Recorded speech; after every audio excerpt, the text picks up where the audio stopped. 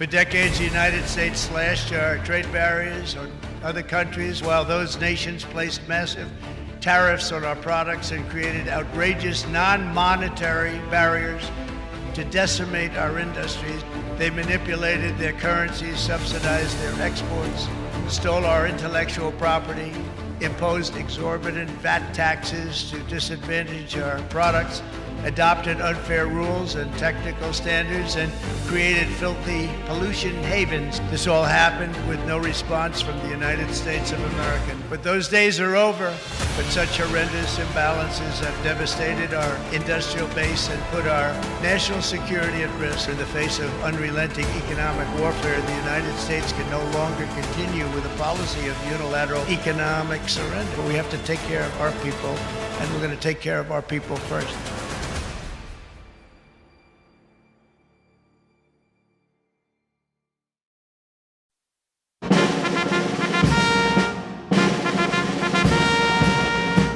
Ladies and gentlemen, the President of the United States, accompanied by Mark Walter, owner and chairman of the Los Angeles Dodgers.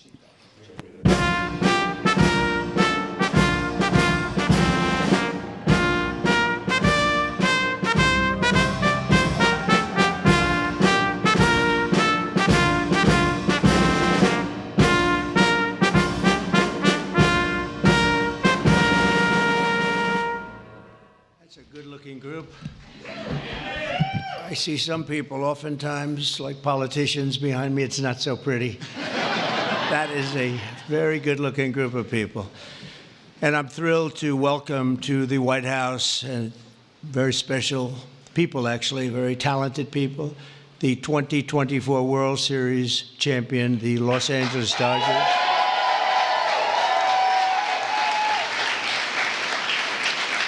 And I want to congratulate you on a legendary season, and I watched it very closely.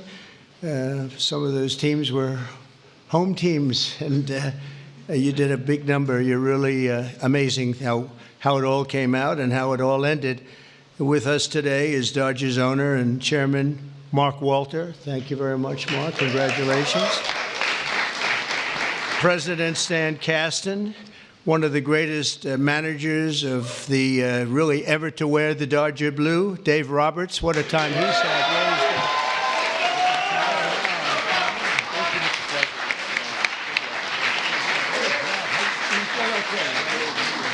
Thank you, sir. That's great. What a job. I think he would have lasted even with George Steinbrenner, right? I love George, but he was very quick. He would, you lose 2 games and you were fired, right? Great job, Dave. Also want to recognize Secretary of Agriculture. We have some great people, Brooke Rollins, who, you know, when I came to office, they said the eggs are gone through the roof. Eggs. I said, what the hell are they talking about? I was there for 4 days and they were blaming me for eggs, and they've gone up like 6 times or something, some record number. You couldn't get them. And I gave it to Brooke, and I just saw the other day they're down 73%, right? That's pretty good. And the press doesn't mention that. Nobody talks about it, so don't, but I know.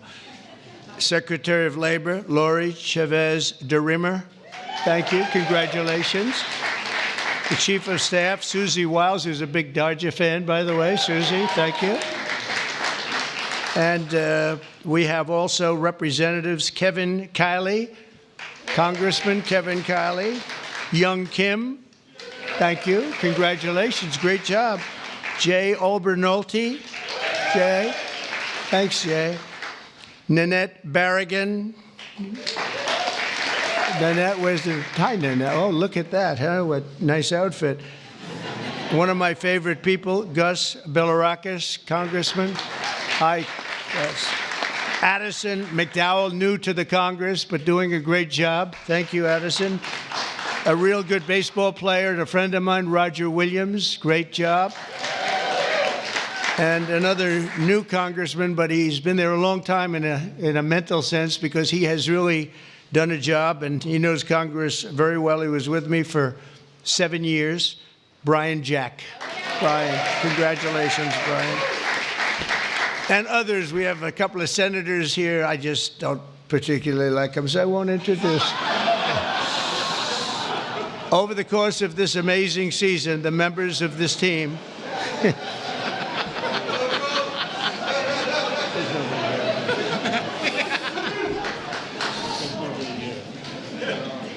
I didn't think it was that big a deal, actually. Washington.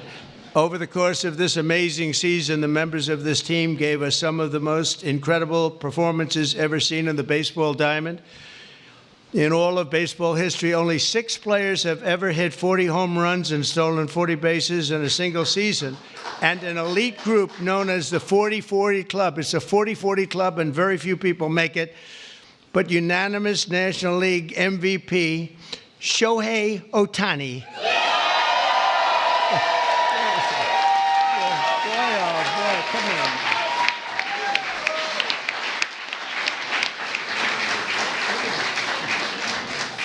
Looks like a movie star. He's got a good future, I'm telling you. He shattered all of those records last year. Think of it, all of them. And he did something even more because he became the first ever member of the 50-50 club. So 40-40 is top. Hitting 54 home runs and 59 steals, and an accomplishment unparalleled in 149 years of Major League Baseball. Think of that. That's just incredible. Even more incredibly, Shohei clinched that achievement in what some have called the greatest game ever. Was it that good of a game? That was a pretty good game, actually, right there? Is he good? It's only getting better. And he's getting better. Getting better. That's scary for a lot of people, huh? Even more incredibly, Shohei clinched the achievement. I mean, it really was, and at a time that, at an age that nobody ever thought was possible. On September 19th, 2024, he did the unthinkable by going 6 for 6. This is a pretty amazing. I didn't realize it was that good. I saw that game, 6 for 6 against the Marlins with 3 homers, 10 RBIs, and a pair of stolen bases. Other than that, it was not a great game. How many people have gone 6 for 6, just period, right? Not very much, right? Maybe a dozen. Maybe a dozen. Amazing. As you know, the Dodgers were down a lot of talent on the mound last season due to injury. The resilient group used 40 different pitchers, the most ever by an eventual World Series championship team. They had to go and get them. I don't know how they got them and where they got them, but they got them because they won. I know you especially miss the heart and soul of the pitching staff, Clayton Kershaw, who is really fantastic.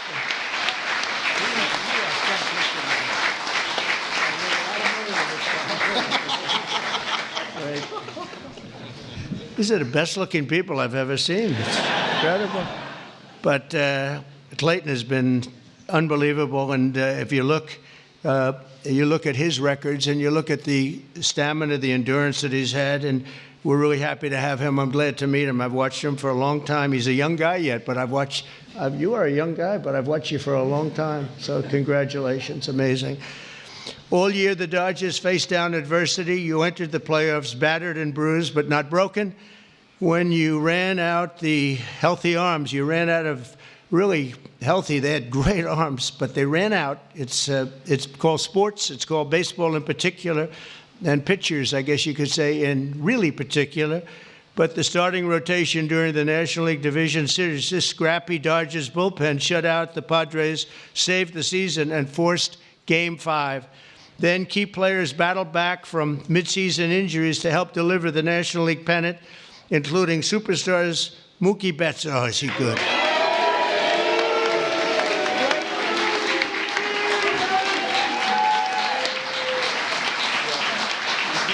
Good looking.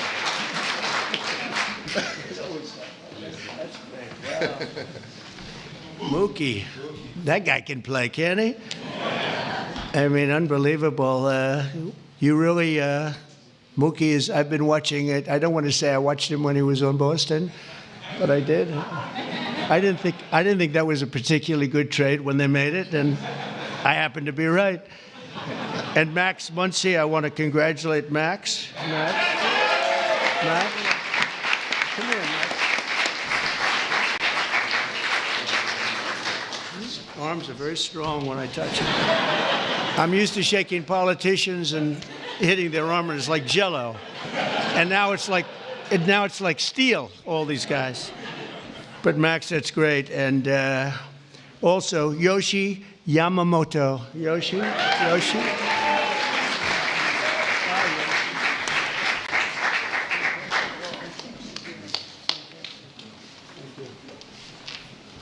Wow, what great athletes. And of course, series MVP, Tommy Edman. That was an MVP series.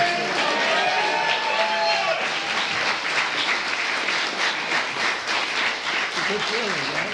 With all these guys, you're the guy, right? Yeah, that's pretty good. That's a lot of talent you had to beat out there for the MVP, but they all had an incredible. Tommy was 407 with 11 RBIs in 6 games. That's not bad, right? That's not bad. Great job. When it counted, too. Next came the blockbuster World Series against another iconic team known as the New York Yankees. I love the Yankees. George was a great friend of mine. He had very few friends, but he was. And if you want to sit for 9 innings with a game watching the Yankees play with George, you were exhausted by the end of the game. It was actually hard work, but we love George. And they're doing a good job, and they're doing well this season, and you're already 9-2. And so you're doing a good job. Maybe you see the same thing over again.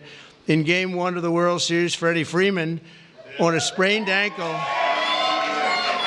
he's a great player with a broken finger and a broken rib, channeled Kirk Gibson's legendary walk-off home run in Game 1 of the 1988 World Series. That was a game that pretty much everybody remembers. He could hardly swing the bat, but he swung it one time, and it was a shot.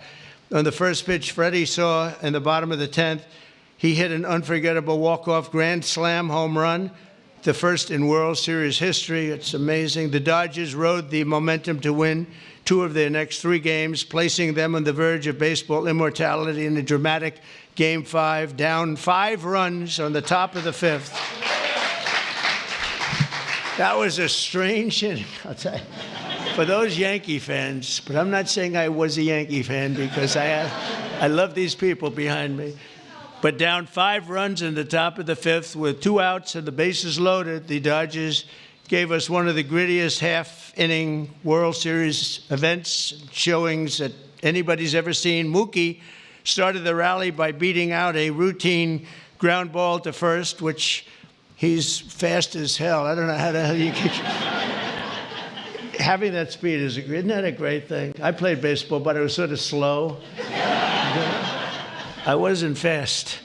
Driving in the phenomenal Kike Hernandez. Where's Kike?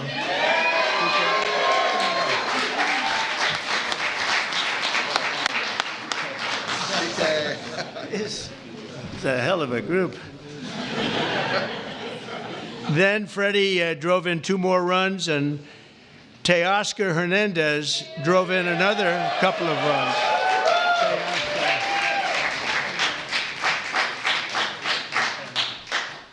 That's a group.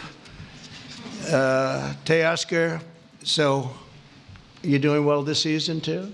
A little bit. Yes, that's what I heard. That's what I heard. After a few dominant innings from Blake Trainen. Where's Blake? I heard dominant, right? That's dominant.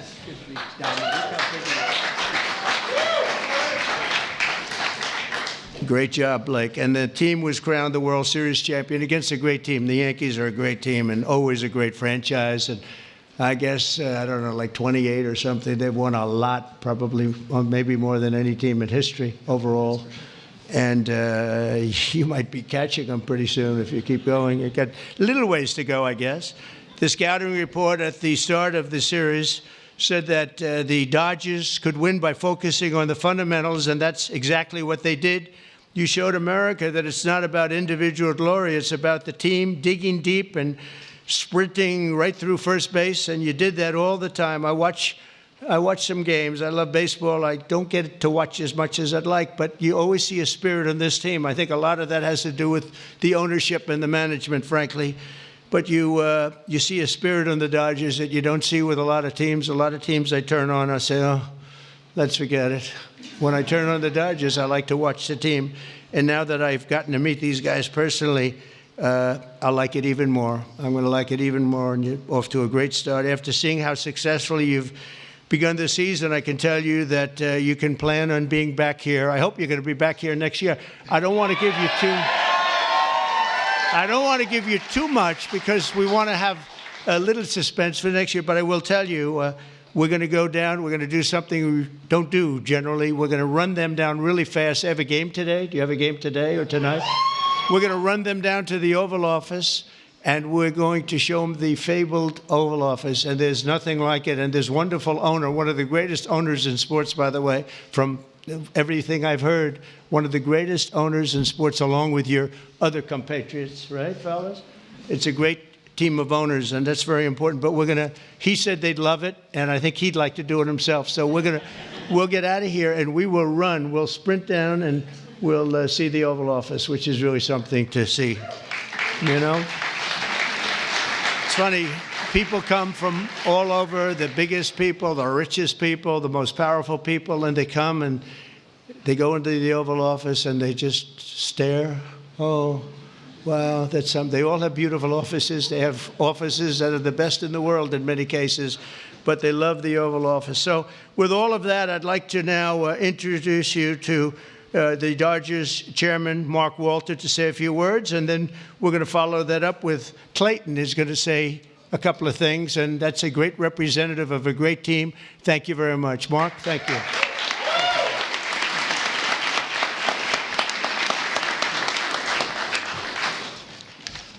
Well, thank you very much.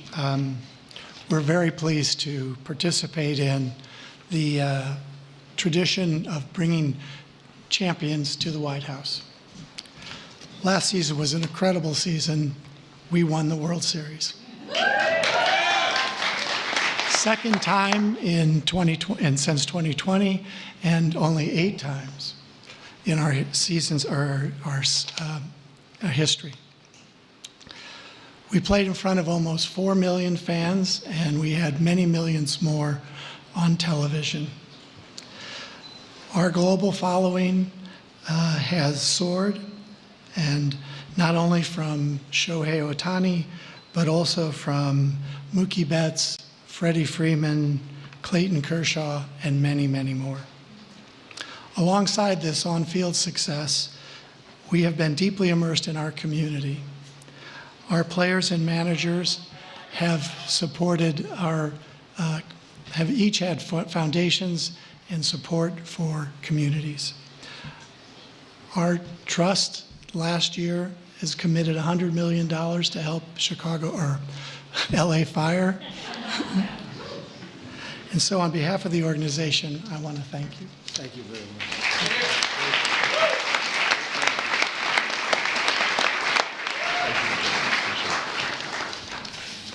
Okay, wow, this is an incredible honor for me, and to stand here today representing the Los Angeles Dodgers and this group of staff and players behind me today. The 2024 Los Angeles Dodgers season is one that will go down the history books, always holding a special place in the hearts of myself and those there with me, as well as millions of Dodger fans around the world. This organization exemplifies what it means to come together as one for a greater purpose and to represent something so much bigger than themselves. The selflessness and humility that each one of these players and staff have shown over the last year is truly an inspiration. They have constantly played hurt, switched positions, and taken the ball to put the team first. As a spectator for our championship run last year, I was in awe of this group. Their unwavering confidence, coupled with the selfless pursuit for team excellence, was an inspiration. That is why I'm so grateful to get to speak today on their behalf, as I know none of them would say this about themselves. Moving forward, I hope the 2024 Dodgers can serve as an inspiration to many like they were to me, not just in sports, but in life, remembering to put others before ourselves. It moves a team and a society forward. So thank you for allowing me to speak today, because the story of the 2024 World Series champion Los Angeles Dodgers is a true joy to get to tell, and it's because of the extraordinary people that are behind me and their incredible pursuit of excellence. Thank you. And Mr. President, we have a gift for you as well. Oh, I like that. Wow. Ooh, I like that.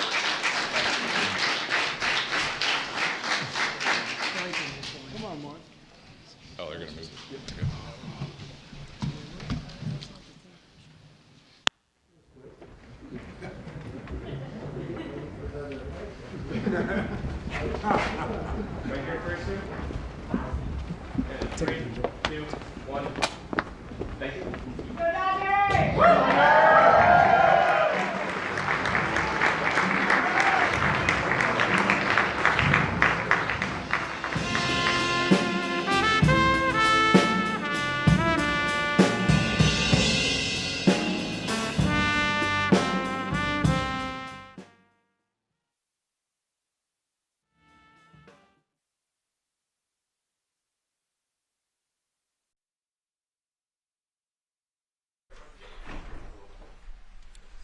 Thank you very much. It's an honor to have a very, very special person. I've dealt with him for a long time, Benjamin Netanyahu, Prime Minister of Israel.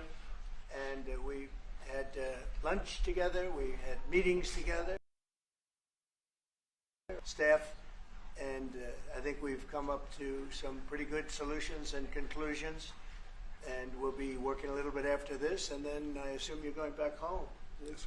This is a quick stop, in and out. But we appreciate you being here, and we are a friend of Israel, as you know. I would say that I'm by far the best president that Israel has ever even thought of seeing. And it's an honor to be so, and to be so thought of. Many friends in Israel, they are not in an easy area. It doesn't go easy, but we are helping them. And likewise, they've been helping us very much. And so we'll see how it all works out. But we had great discussions today, I think, on the obvious subject of Iran, and also the less obvious subject with respect to Israel, and that's trade. And I think the Prime Minister is going to tell you a little bit about trade and what they're doing for the United States. So I want to thank you all for being here. Thank you very much. And Thank you. Benjamin, thank you very much. Thank you, Thank Mr. you, President. Thank you, Don. Thank you. Mr. President, I want to first thank you for inviting me again to the White House. You've been a remarkable friend of the State of Israel. You stand by us. You're standing with us. You are a great, great champion of our alliance. And you actually do the things that you say you do. And I think that people respect that enormously. I certainly do, and the people of Israel do. And I think the Jewish people do as well. We just saw your representative in the Department of Justice fighting anti-Semitism, standing up for Israel in international forums. I just want you to know from the heart, it's deeply, deeply appreciated. As you said, we had the opportunity to talk today about many subjects. First, if I can mention tariffs, it's a subject of some interest today. I can tell you that I said to the President a very simple thing. We will eliminate the trade deficit with the United States. We intend to do it very quickly. We think it's the right thing to do. And we're going to also eliminate trade barriers, a variety of trade barriers that have been put up unnecessarily. And I think Israel can serve as a model for many countries who ought to do the same. I recognize the position of the United States. It says, you know, we're allowing other countries to put tariffs on us, but we don't put tariffs on them. And, you know, I'm a free trade champion, and free trade has to be fair trade. And I think that's basically the position that you have put forward, Mr. President. We are going to eliminate the tariffs, and rapidly. I had the opportunity to speak to Secretary Lutnick yesterday. We talked about how we could effect this quickly, and I hope to bring a solution very quickly. We're not talking about intentions. We're not talking about just words. We're talking about results. And those results are going to come in. That's the first. Thank you very much. It's very nice. Thank you. Thank you. Mr. President, what about the hostages here? Well, What about the Let him hostages? I didn't finish. finish. Even begin. We spoke about not only the hostages, but about Gaza. The hostages obviously is a human story of just unbearable agony. I speak to the families. I spoke to them yesterday. Spoke to another one when I was in Hungary before I came here. I speak to them every day, and they're in agony. The hostages are in agony, and we want to get them all out. Steve Witkoff, who was President Trump's very able representative, helped us get a deal that got 25 out. We're working now on another deal that we hope will succeed. And we're committed to getting all the hostages out, but also eliminating the evil tyranny of Hamas in Gaza, and enabling the people of Gaza to freely make a choice, to go wherever they want. I mean, they should have that choice.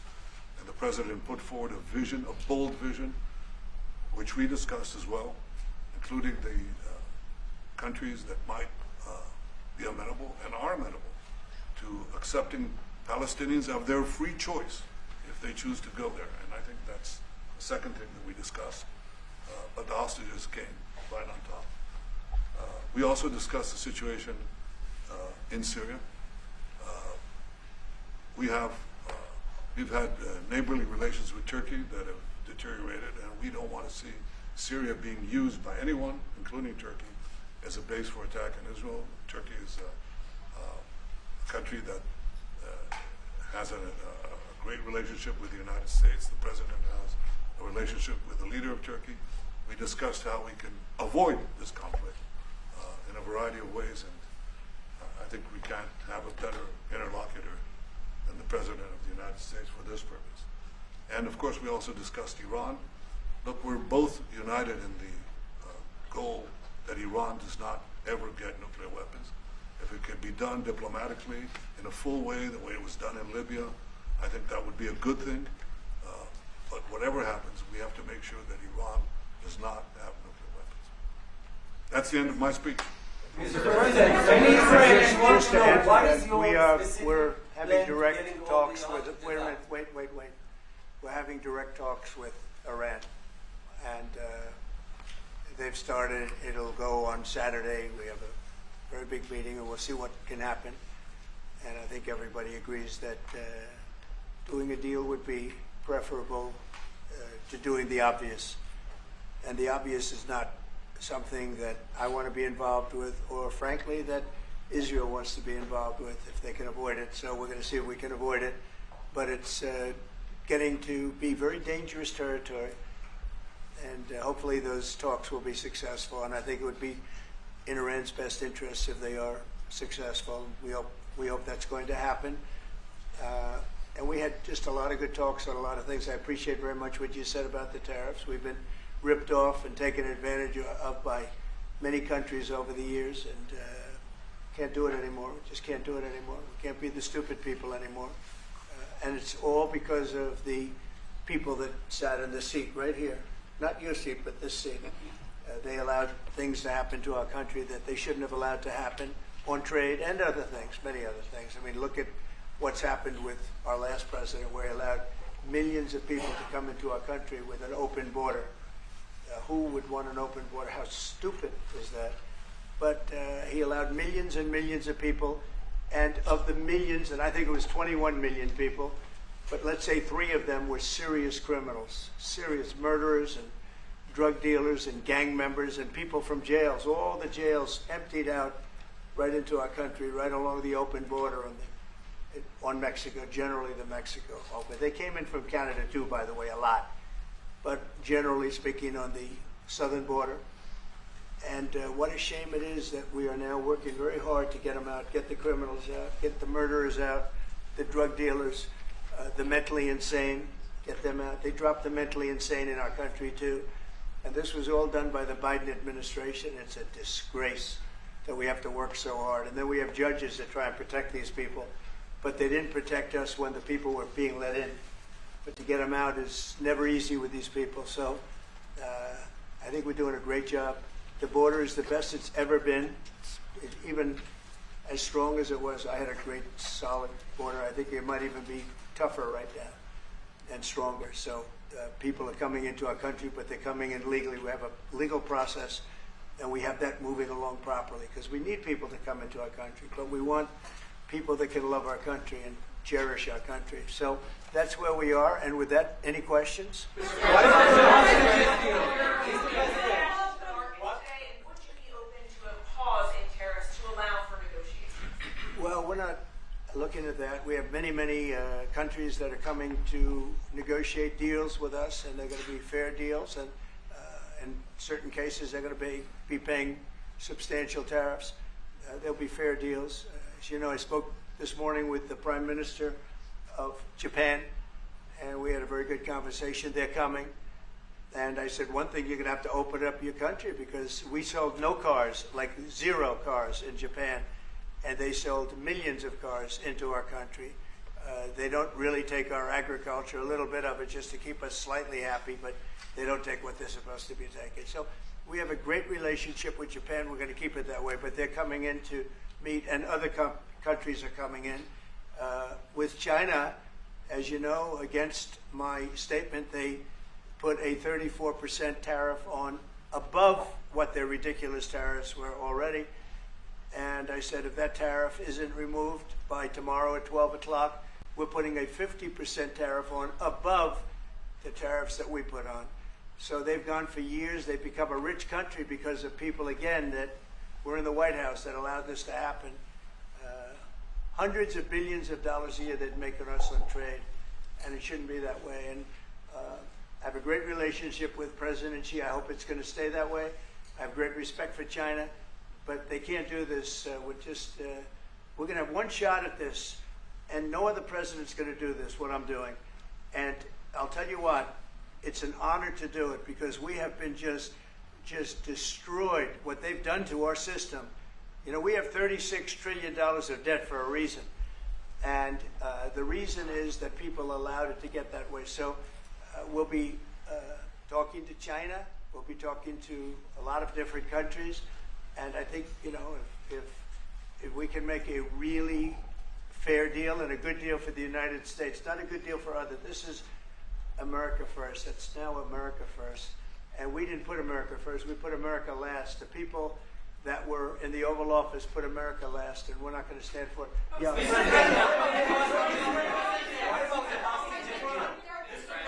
ahead. Go ahead. Two questions. Do you expect any of these deals to be made before April 9th? And secondly, there have been some mixed messages from your administration. You're talking about negotiations, and yet others in your administration are saying that these tariffs are actually permanent. What is the action? Well, it could be. They can both be true. There can be permanent tariffs, and there can also be negotiations, because there are things that we need beyond tariffs. We need open borders. You know, we almost had a deal with China where we're going to open up China. It was almost done. Some of you remember it during my first term, and it was very disappointing. We ended up making a great deal. $50 billion worth of product was sold. $50 billion. You'd like that in Israel. And I made that deal, but it wasn't the deal that I wanted. It was the deal that I wanted was that, plus they were going to open up China so that our companies could go into China and compete with other countries and China for the, you know, for a large number of people. And at the very end, that deal was terminated, and we went to a piece of the deal. And so there are a lot of things outside of tariffs, but tariffs are very important. But there are a lot of things like opening up countries that were totally closed. China is essentially a closed country. In fact, it is a closed country. And what they do is they charge tariffs so that if you sell cars or if you sell anything, nobody's going to buy it because the price is out of control. But that's true with a lot of other countries also. So we're going to get fair deals and good deals with every country. And if we don't, we're going to have nothing to do with them. They're not going to be allowed to participate in the United States. Mr. President,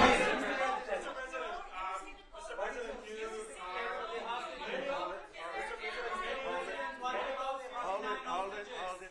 Just relax. We have time.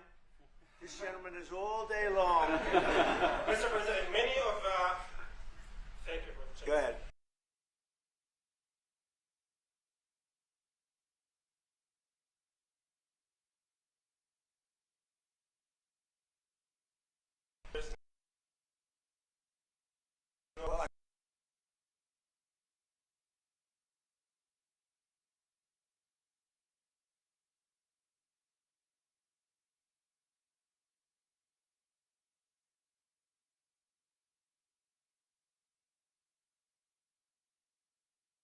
maybe talk about it for a second, because a lot of people are asking. The Houthis, we've been very tough and very successful militarily. We've really damaged them badly. These were people shooting down ships and other things, by the way, flying objects like airplanes. And we've put a major hurt on the Houthis, which nobody's been able to do. We've really hit them hard, and it's every night, night after night, and we've gotten many of their leaders and their experts. They're experts on missiles. I mean, they actually make missiles. Nobody thought that, but they make missiles. They're highly sophisticated, and they're very tough, but they've been very badly damaged. Nobody else was able to do that but us. Pete, you want to discuss that, please? Yes, sir. It's been a bad 3 weeks for the Houthis, and it's about to get worse. It's been a devastating campaign, whether it's underground facilities, weapons manufacturing, bunkers, troops in the open, air defense assets. We are not going to relent, and it's only to get more unrelenting until the Houthis declare they will stop shooting at our ships. And we've been very clear, the Iranians as well, they should not continue to provide support to the Houthis, and that message has been made very clear. So we have a lot more options and a lot more pressure to apply, and we know, because we see the reports, how devastating this campaign has been in them, and we will not relent. We have a great military. There's no military like our military, and despite Biden having given a lot, but nevertheless a pretty small piece, but it was a lot of our military away in Afghanistan, and one of the dumbest situations, I think, and maybe the most embarrassing situation we've ever been involved in, that short period of time in Afghanistan. What a disgrace that was, but left a lot of our military behind. Left. You see them in their annual parades where they're parading trucks that are armor plated and different things that they can't, but it's many billions of dollars we left behind. But despite that, we have a tremendous military. That was a very small portion, because we rebuilt the military during my first term, and we have great things happening with our military. We also essentially approved a budget which is in the facility. You'll like to hear this, of $1 trillion, $1 trillion, and nobody's seen anything like it. We have to build our military, and we're very cost conscious, but the military is something that we have to build, and we have to be strong, because you got a lot of bad forces out there now. So we're going to be approving a budget, and I'm proud to say, actually, the biggest one we've ever done for the military. We're cutting other things that were under DOGE, but under a lot of other. When you look at a woman getting $2 billion for environmental, and it had nothing to do with environmental, and they had $100 in the bank, and they give her $2 billion. Many of those cases, all that stuff is going to be cut out. But we are getting a very powerful military. We have things under order now, the likes of which we've never had before. We've never had the kind of aircraft, the kind of missiles, anything that we have ordered. And it's in many ways too bad that we have to do it, because hopefully we're not going to have to use it. But the military is very powerful, and it's going to remain that way. How do you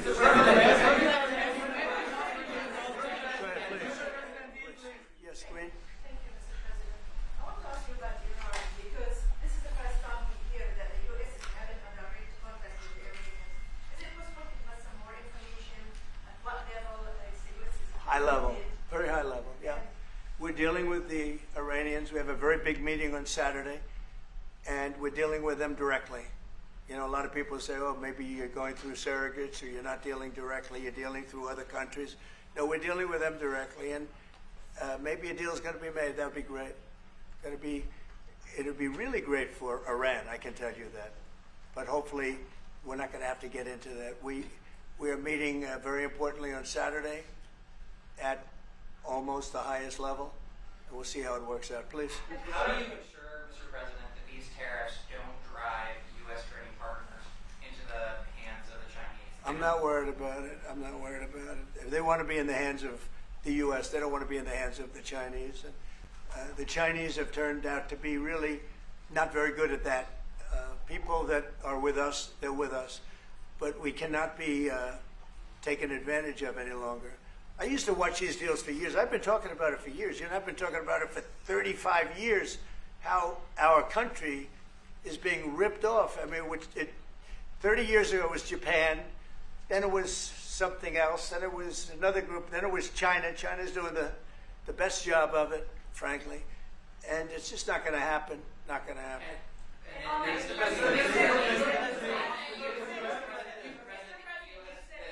EU has said that they have offered 0 for 0 tariffs on cars and industrial goods.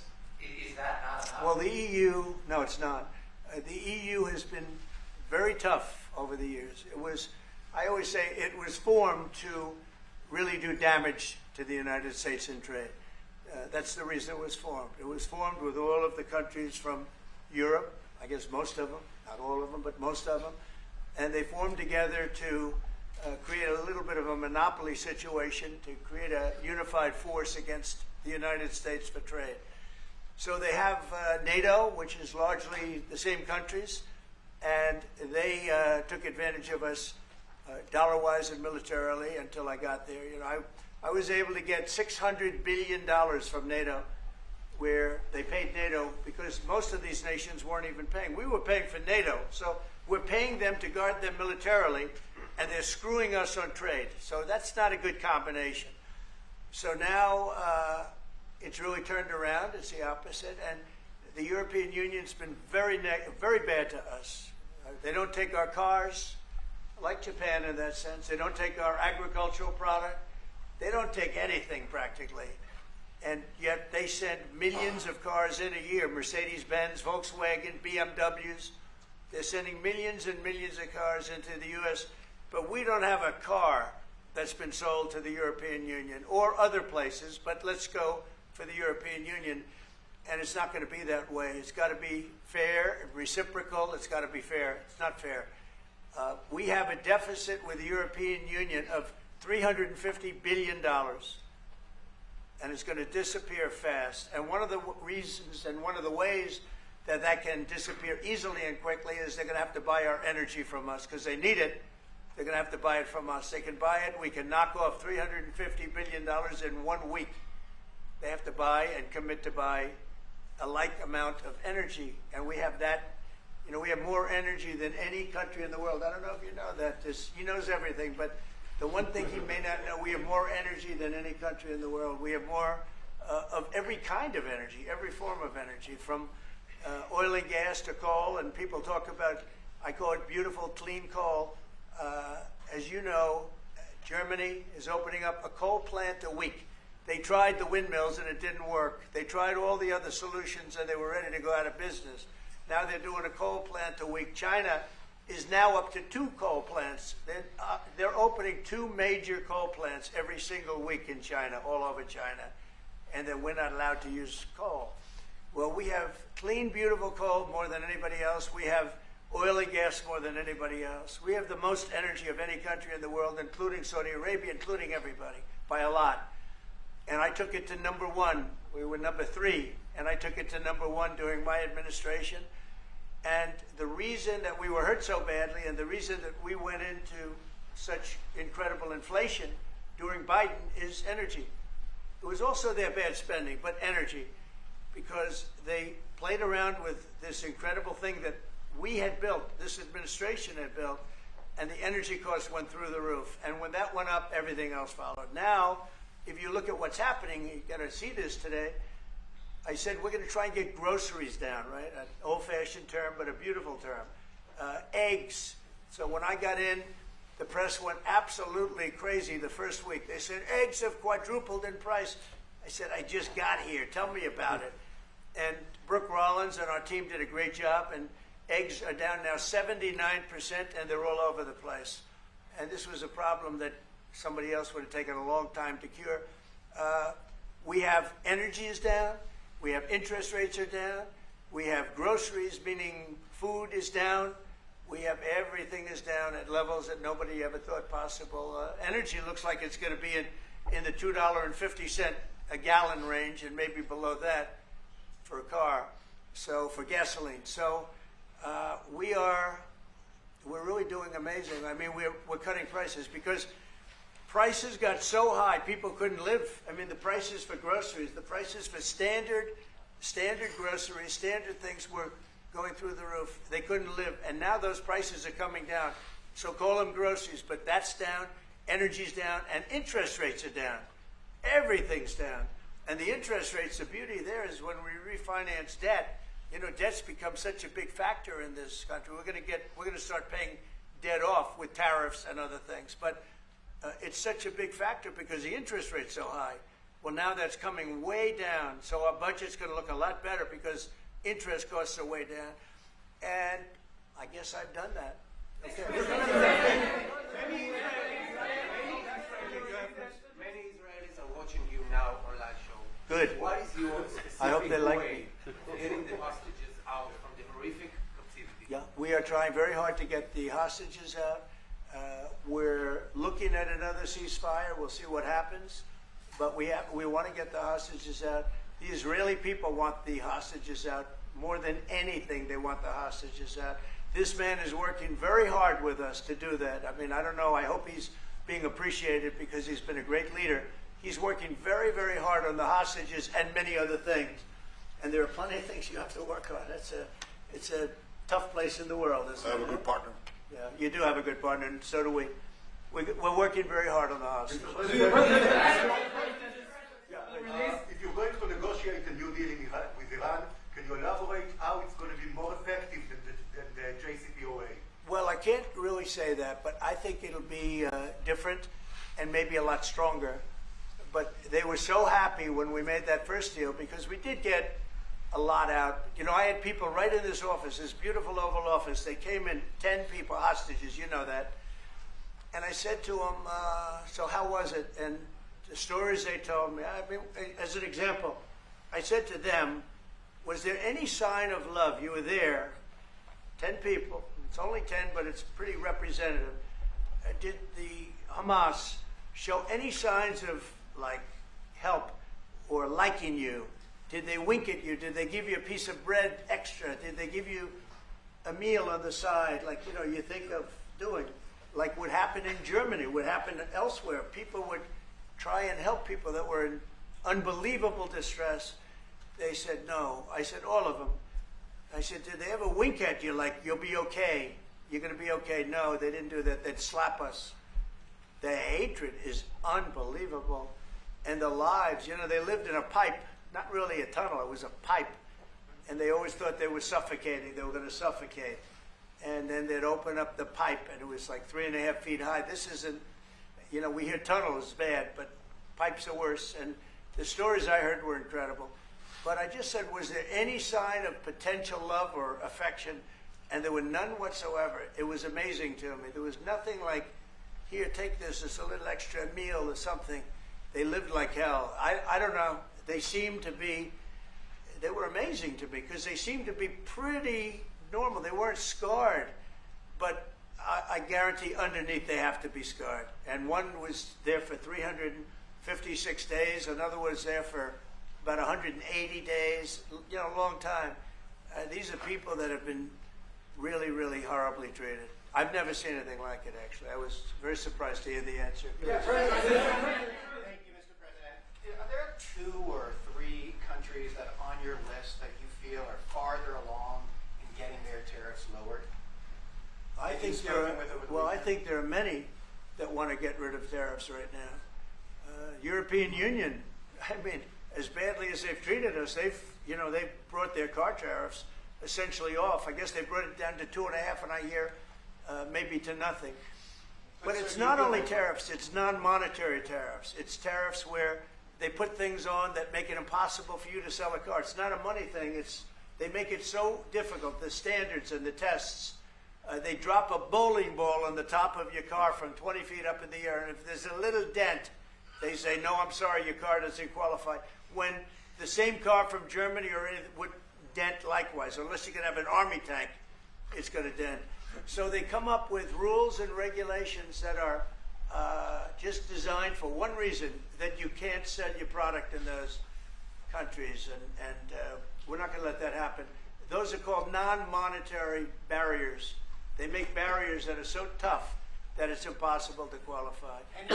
So tariffs are a big part of it, but there's another big part of it, and that's barriers. They also do something else. They manipulate their currency, and they drive it down. They want to drive it. They want to have low currencies. You know, it sounds better to have a high currency, a strong dollar or whatever, but they bring their currency down, and when it competes with our currency, it's very hard to sell a tractor.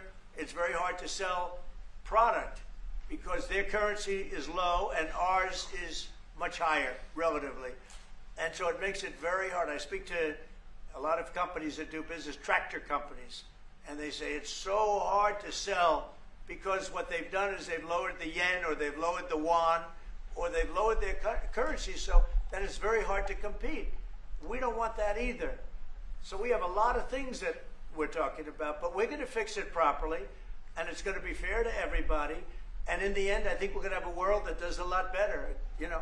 But they have to respect the United States, and nobody but me would do this. Nobody but me would do this. You know, it would be nice to serve, a nice, easy term.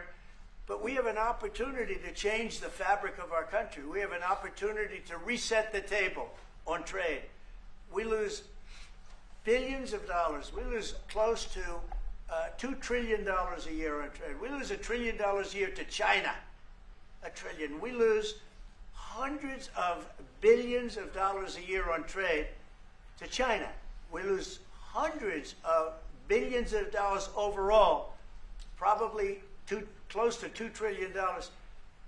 Why would we do that? Number one, why would we do that? And then you have to say, is it sustainable? Then you hear about all of the people that say, well, deficits. If we have a deficit with the country, or if the country has a big surplus with us, like China has a massive surplus, that they take and they spend on their military. Well, we don't want that. I don't want them to take $500, $600 billion a year and spend it on their military. I don't want them spending money on their military. And I shouldn't have to spend money. We shouldn't have to spend it either. Because, you know, hopefully, and I said this to President Xi, hopefully it's money that we're never going to use. In other words, because we're not going to use those incredible weapons that we have and that they have. We don't want that. So it's going to be very interesting. It's the only chance our country will have to reset the table. Because no other president would be willing to do what I'm doing or to even go through it. Now, I don't mind going through it because I see a beautiful picture at the end. But we are making tremendous progress with a lot of countries, and the countries that really took advantage of us are now saying, please negotiate. You know why? Because they're getting beaten badly because of what's happening. They're getting beaten badly. They're being devalued as countries. But it's the only chance we're going to have to reset the table on trade. And when we do, we're going to come out unbelievably well. We're going to have a strong country economically again. And we're going to have those factories that are empty all over the United States. We've lost 90,000 plants and factories. Think of this, 90,000, you wouldn't think it's possible. 90,000 plants and factories since NAFTA, which was, by the way, the worst trade deal ever developed, ever had by any country anywhere, NAFTA. And I terminated NAFTA. Everybody said it would be impossible. And I terminated it through Congress. We terminated it. You had to get it through Congress. It was a trap. It was a horrible thing. And we got it done. The problem is they cheat. They cheat like crazy. Canada cheats. Mexico cheats. Just one of those things. But we are resetting a table, and we're going to have great trade, and we're going to have a very strong country. Our country is going to be at a level that has maybe never been, or maybe, you know, our country was the strongest, believe it or not, from 1870 to 1913. You know why? It was all tariff-based. We had no income tax. Then in 1913, some genius came up with the idea of let's charge the people of our country, not foreign countries that are ripping off our country. And the country was never that kind of wealth. We had so much wealth, we didn't know what to do with our money. We had meetings, we had committees, and these committees worked tirelessly to study one subject. We have so much money. What are we going to do with it? Who are we going to give it to? And I hope we're going to be in that position again. Mr. President, do you plan to reduce the tariffs that your government put on Israeli goods, 70%? we're talking about a whole new trade. Maybe not. Maybe not. Don't forget, we help Israel a lot. You know, we give Israel $4 billion a year. That's a lot. Congratulations, by the way. That's pretty good. But we give Israel billions of dollars a year. Billions. It's one of the highest of, and we give a lot of countries money. You wouldn't believe if I said we give Afghanistan a lot of money. Do you? Because that was a Biden deal, another Biden deal. Not only did he embarrass us with that, but they give them billions of dollars, Afghanistan, right? So, but no, we take good care of our friends, and we don't take care of our enemies. We're not taking care of our enemies anymore, but we do take care of our friends. The IDF is fighting again in the Gaza Strip. I myself might be called up in a month. Do you think that's the way to pressure Hamas to get to a deal? And do you think blocking humanitarian aid is also an effective pressure? Well, you know how I feel about the Gaza Strip. I think it's an incredible piece of important real estate, and I think it's something that we would be involved in, but you know, having a peace force like the United States there, controlling and owning the Gaza Strip would be a good thing. Because right now, all it is for years and years, all I hear about is killing and Hamas and problems.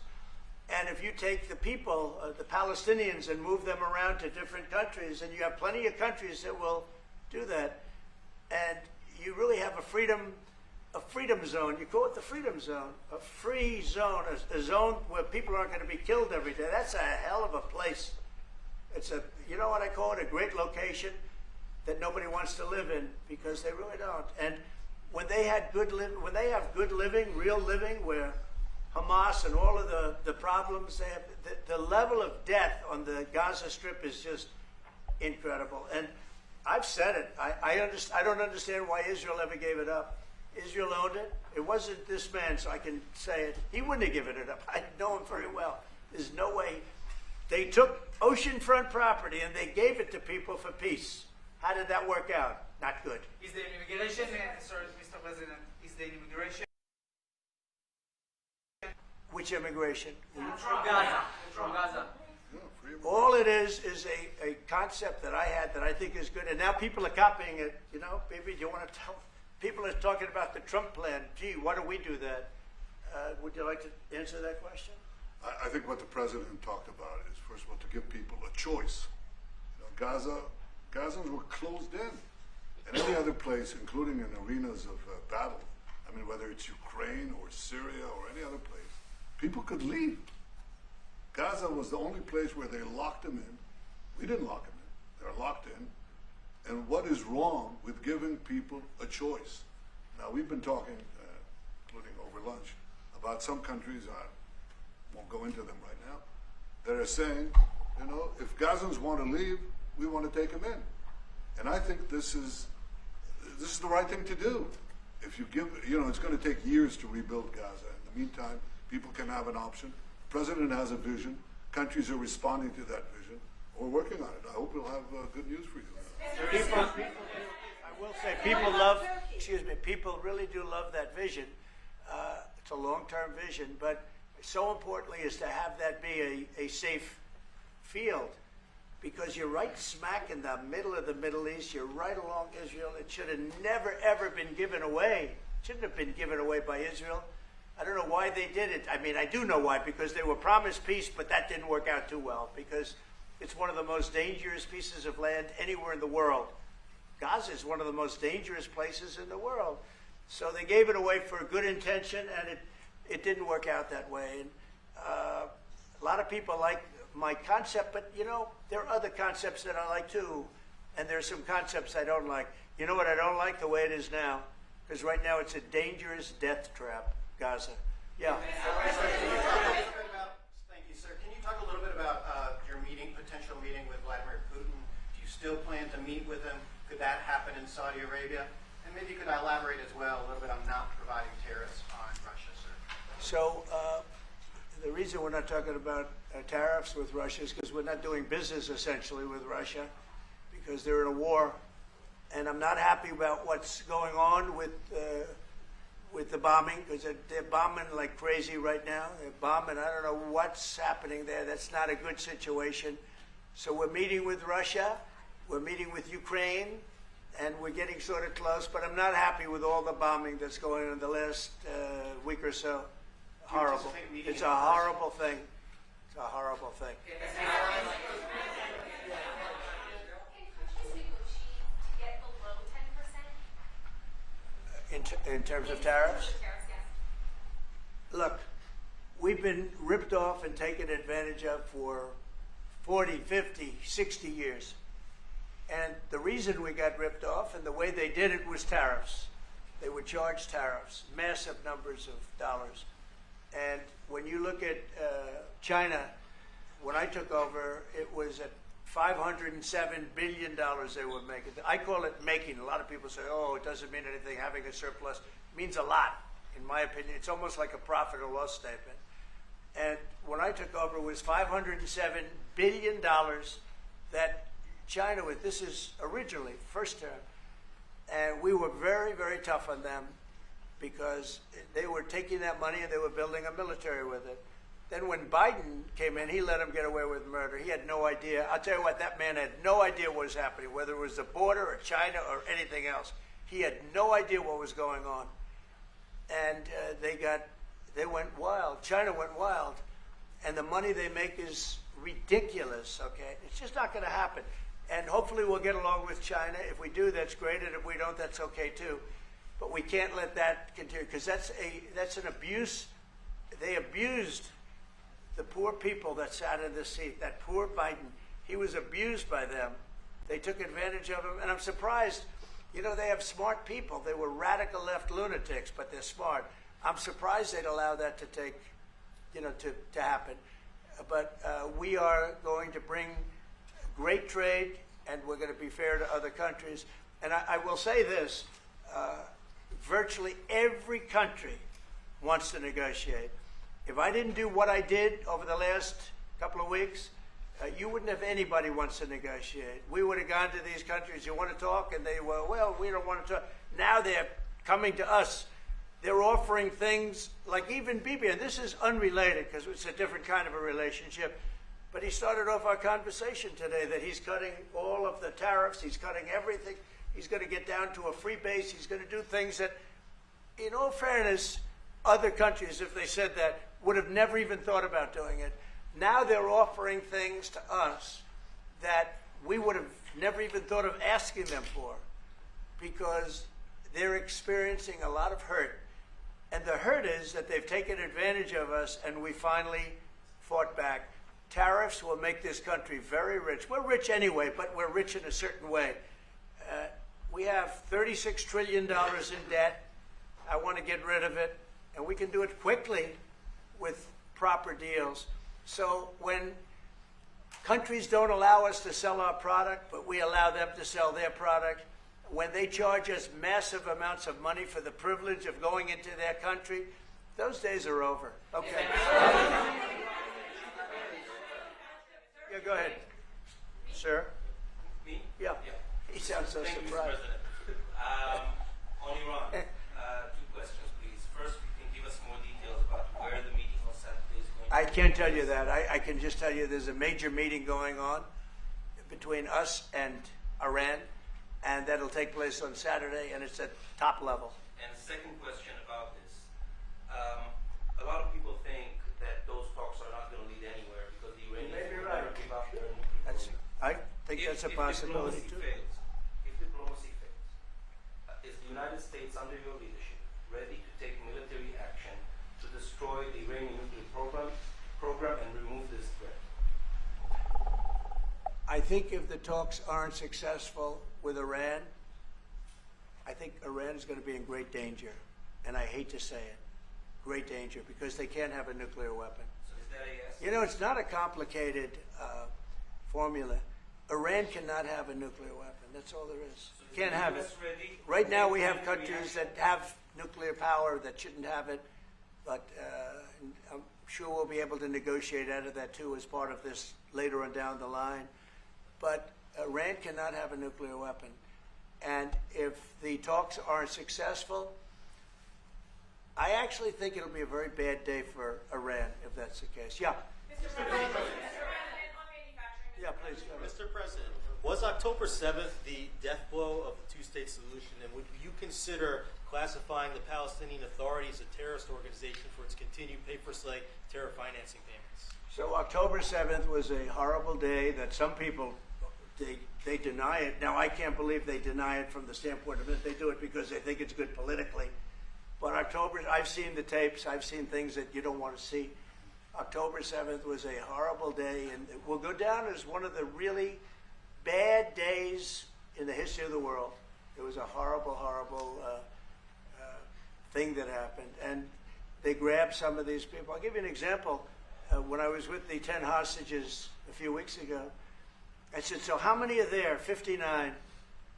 I said, oh, so 59, so we can get 59. They sort of knew the territory pretty good. And I said, how are they doing? They said, well, only 24 are living, the rest are dead. And these are young people largely. Young people don't die. You know, young people have an amazing ability to live. They can live through horrible things, but these are young people. And when they said that 24 are living and the rest are dead. And you know, I've had parents come up, Israeli parents largely. We have some Americans, and I guess we have one left, Alex. We have the one left. But I've had Israeli parents come up to me at events and say, my son is there. I said, well, how's he doing? Well, he's dead. But would you do me the biggest favor ever? Could you bring his body back home? They talked about a young dead boy and a young dead girl like they were living. And that could have something to do with religion. That could have something to do with, I guess maybe any parent would be, but I was surprised. They said, sir, my son is dead. It is just as important to bring that body back home. I asked that question as if he were alive. So you have a lot of them dead, and we'll be able to bring them back. But it's a horrible thing that's happened. These are largely young people. Some old ones too, frankly. And those people have lived in hell. When they came off, the second group that came out, they looked like they just got out of a concentration camp. They looked exactly like the pictures that I'd see from the 1940s, the concentration camps. And then they got a little bit better, you know. But that second group, those people came out, and I said, this is unbelievable. We're going back into a chapter in history that is one of the worst ever. It's really very bad. Okay?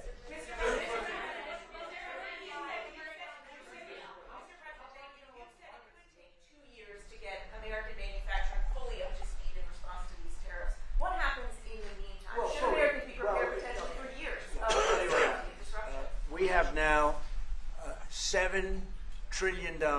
Think of this, $7 trillion of commitments from companies wanting to go in, from Apple to many, many companies. But that takes time. Many from Taiwan. What? It takes time to Of course it takes. Well, are you asking me a question, or are you telling me? Yeah, it takes time. You know, you got to build a thing called a factory. You have to build your energy. You have to do a lot of things. I'm giving them energy. You know, we're going to let them build their own power plants. They'll be their own. Essentially, they're going to be in charge of the power plant because our power is not reliable enough. You have a grid that's old and susceptible to a lot of things, including bombing and weather and a lot of other things. And we're going to give them record timing in terms of approvals of electric plants. Most of them want to build electric plants. We need massive amounts of electricity if we're going to compete with China and others. And interestingly, we're way ahead right now in the AI race with China. But the way we lose that race is if we can't give them electric. But we have more plants being built. We have everything. We're doing so great. And we want to keep it that way. And tariffs will be an important part of it. But one of the other things, Lee Zeldin's doing a fantastic job, head of environmental protection. And he's doing very rapid approvals for people to get, for big companies that are going to build a plant that's going to cost billions of dollars, and we're going to get them their approvals. They have to be environmentally perfect, everything good, but they're going to be in record time, a matter of months versus a matter of many, many years. Okay? Go ahead. Turkey claims it will stabilize the situation in Syria. Turkey? Yeah. Israel doesn't want Turkey to influence it in Syria.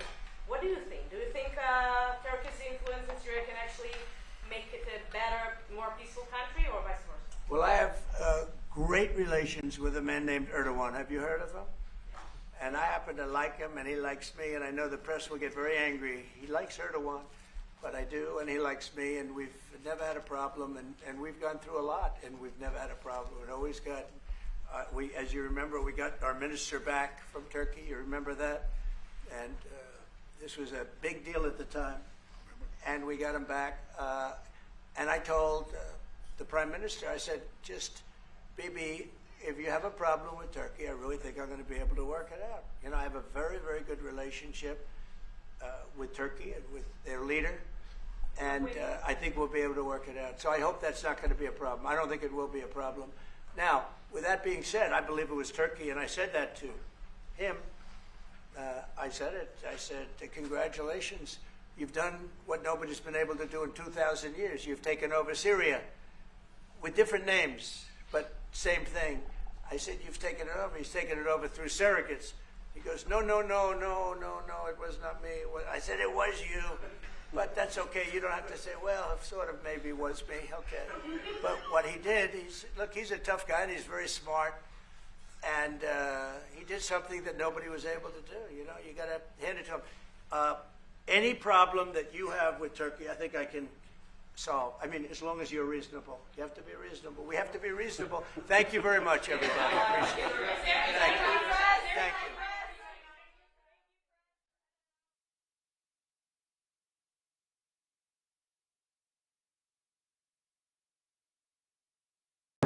Hello, everybody. Any questions? How was the golf tournament? Very good, because I won. It's good to win. You heard I won, right? What was Did you your hear I score, won? sir? Just to back it up, there, I won. What's your handicap I like to these win days? very low. I have a very low handicap. Okay, let's go. Sir, Chinese foreign Back up. Sure. The Chinese foreign ministry said that the market has spoken when asked about the tariffs.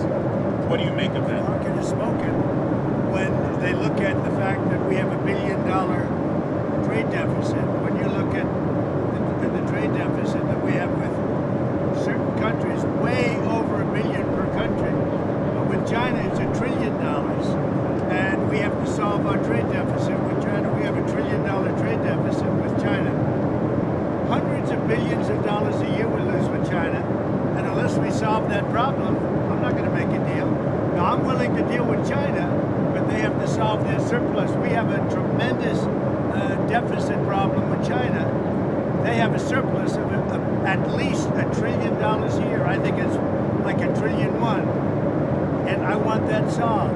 And no other president's taken it on. I had to take it on the last time. Then we had a rigged election. No other president's taken it on. And so China is, you know, they say the market's spoken. The market, China is right now taking a big hit because everyone knows we're right. They have to pay tariffs because otherwise we have a surplus and they have a surplus with us that is not sustainable. Mr. President. And we're talking about $1 trillion, you know that, right? We're not going to lose $1 trillion for the privilege of buying pencils from China. On the idea of crashing the markets on purpose, there's been some speculation, partly because of the video that was posted on Truth Social, that there was some sort of deliberate effort on your part to have the market sell off. Can you talk about that? No, that's not so. But I do want to solve the deficit problem that we have with China, with the European Union and other nations. And they're going to have to do that. And if they want to talk about that, I'm open to talking. But otherwise, why would I want to talk? And as you know, because of the tariffs, we have $7 trillion already committed to be invested in the United States, building auto plants, building chip companies, and all sorts of companies are coming into our country at levels that we've never seen before. Biden had nothing coming in. This was a dead company this was a dead country with Biden. He didn't know what he was doing, and that's now been proven at least. This weekend, you talked to a lot of leaders this weekend. Can you tell us, sir, were there any deals made? I spoke to a lot of leaders, European, Asian, from all over the world. They're dying to make a deal. But I said, we're not going to have deficits with your country. We're not going to do that, because to me a deficit is a loss. We're going to have surpluses, or we're at worst going to be breaking even. But China would be the worst in the group because the deficit is so big, and it's not sustainable. And you know, I was elected on this. This was one of the biggest reasons I got elected, was exactly because of this. And we're going to put tariffs, we've already put them on. It's not a question of we will. We're going to put them on. And those tariffs next year will make us $1 trillion.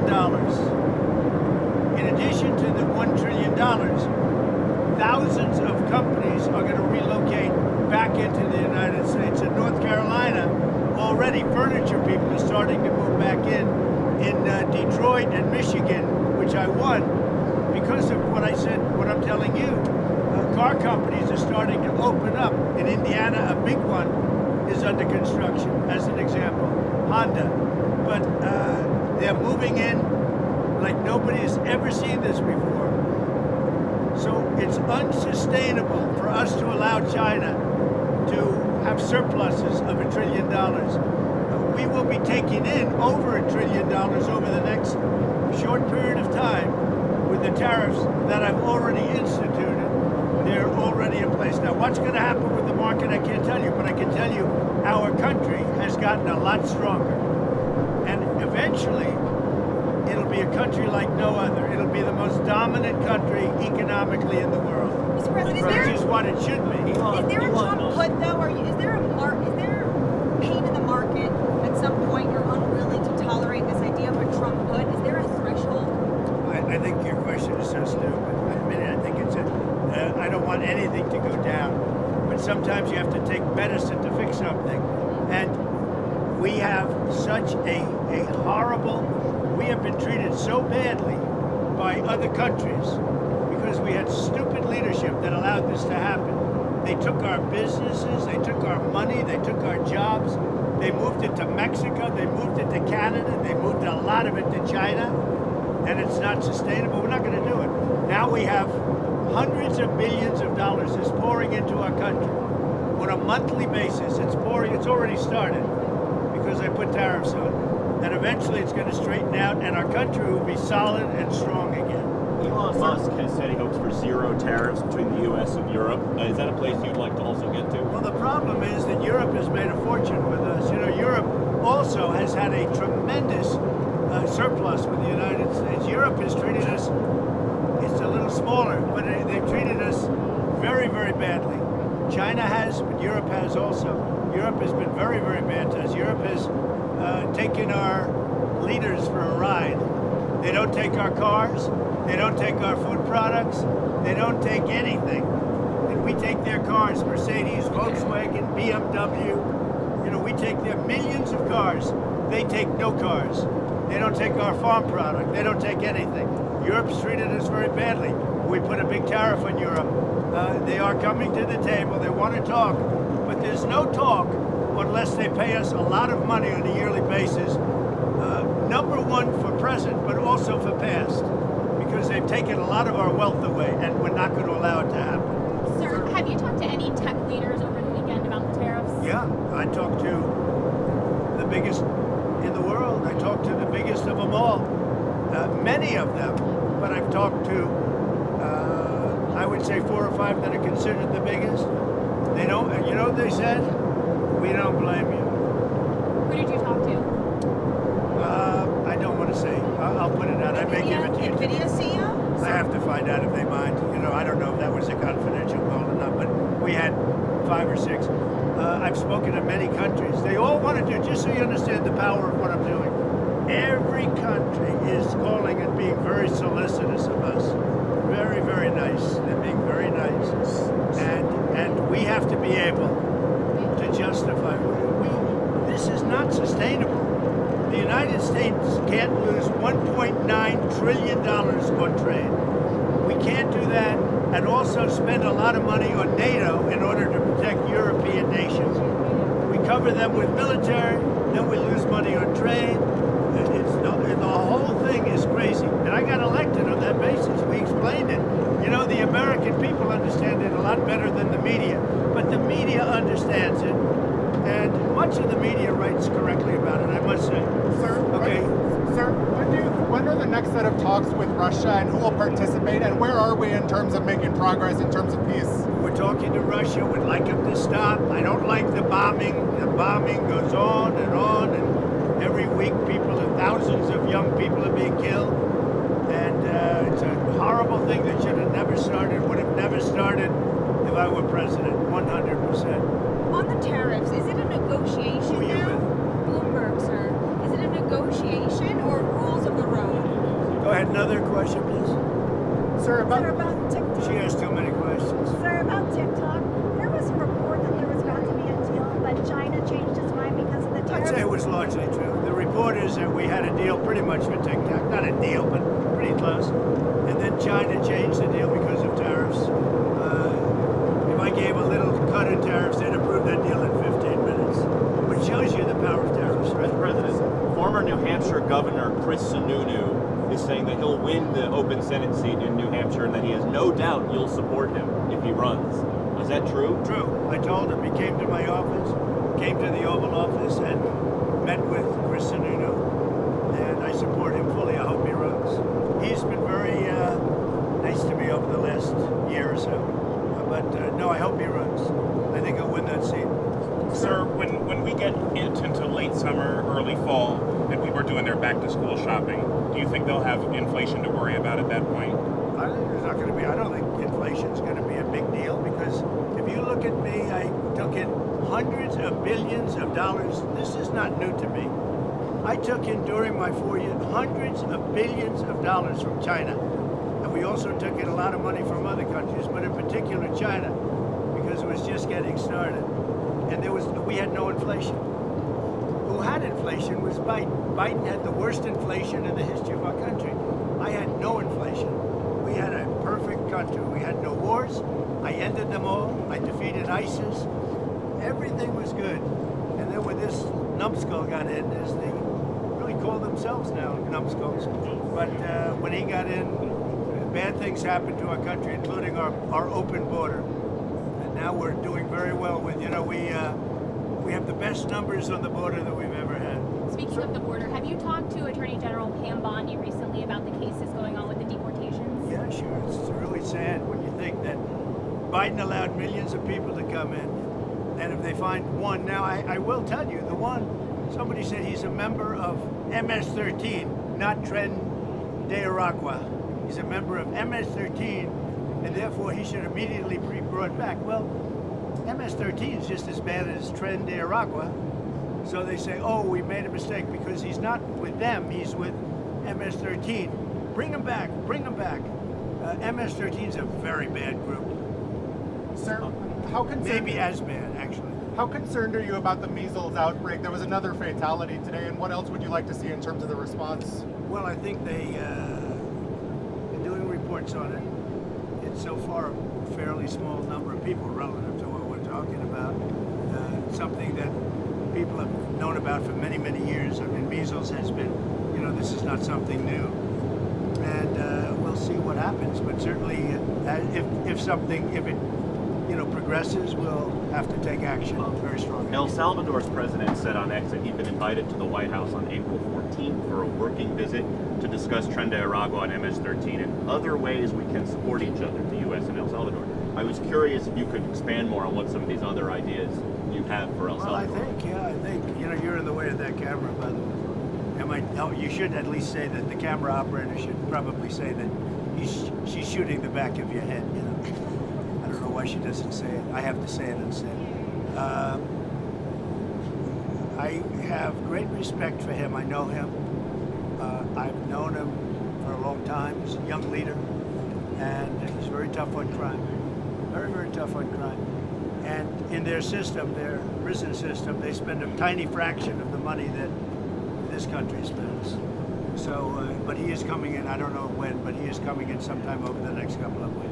What are you and Prime Minister Netanyahu going to speak about tomorrow? We're going to talk about trade, and we're going to talk about the obvious subject. You know what the obvious subject is. Do you have any news for us on the obvious subject? I'm trying to do trade just to keep it down. No, look, there's a lot of things going on with the Middle East right now that have to be silenced. We had no problem with the Middle East. Everything was done.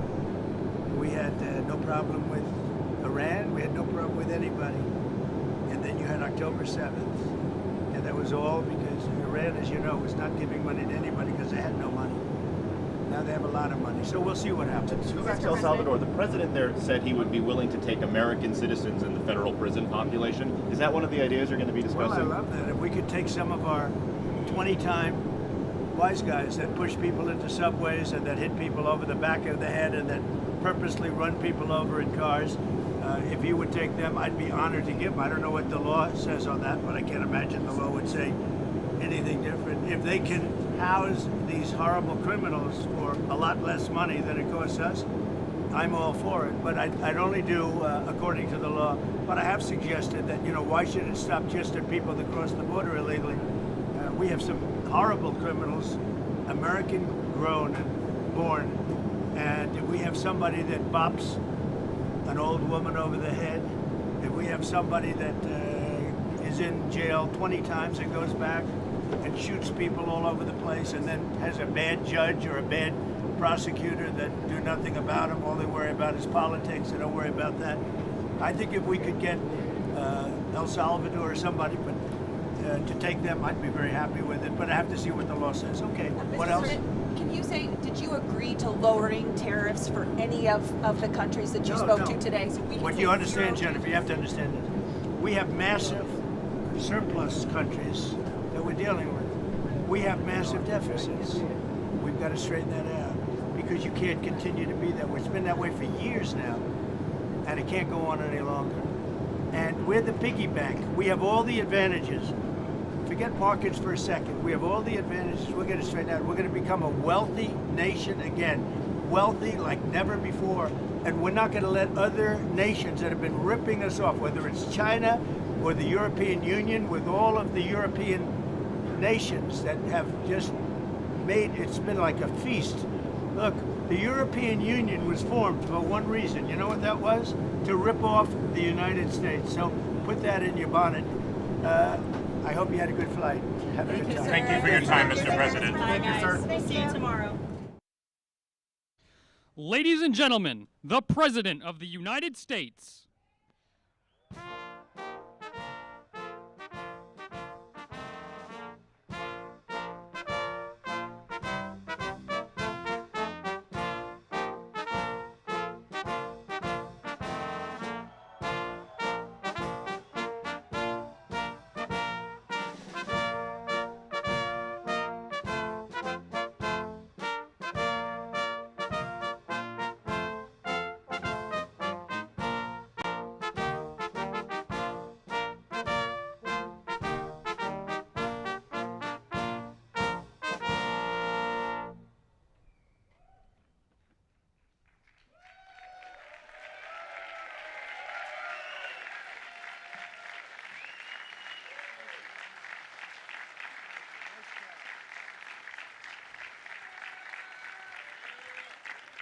Thank you very much. Thank you. Nice crowd. What a good-looking group of people. Well, we have some very, very good news today, and a lot of good things are happening for our country. Please sit down. My fellow Americans, this is Liberation Day. Waiting for a long time. April 2nd, 2025 will forever be remembered as the day American industry was reborn, the day America's destiny was reclaimed, and the day that we began to make America wealthy again. We're going to make it wealthy, good and wealthy. For decades, our country has been looted, pillaged, raped, and plundered by nations near and far, both friend and foe alike. American steelworkers, auto workers, farmers, and skilled craftsmen, we have a lot of them here with us today. They really suffered gravely. They watched in anguish as foreign leaders have stolen our jobs, foreign cheaters have ransacked our factories, and foreign scavengers have torn apart our once beautiful American dream. We had an American dream that you don't hear so much about. You did 4 years ago, and you are now, but you don't too often, and for many years and decades even, you didn't hear too much about. Our country and its taxpayers have been ripped off for more than 50 years. but it is not going to happen anymore. It's not going to happen. In a few moments, I will sign a historic executive order instituting reciprocal tariffs on countries throughout the world. Reciprocal, that means they do it to us and we do it to them. Very simple, can't get any simpler than that. This is one of the most important days, in my opinion, in American history. It's our declaration of economic independence. For years, hardworking American citizens were forced to sit on the sidelines as other nations got rich and powerful, much of it at our expense. But now it's our turn to prosper, and in so doing, use trillions and trillions of dollars to reduce our taxes and pay down our national debt, and it'll all happen very quickly. With today's action, we are finally going to be able to make America great again, greater than ever before.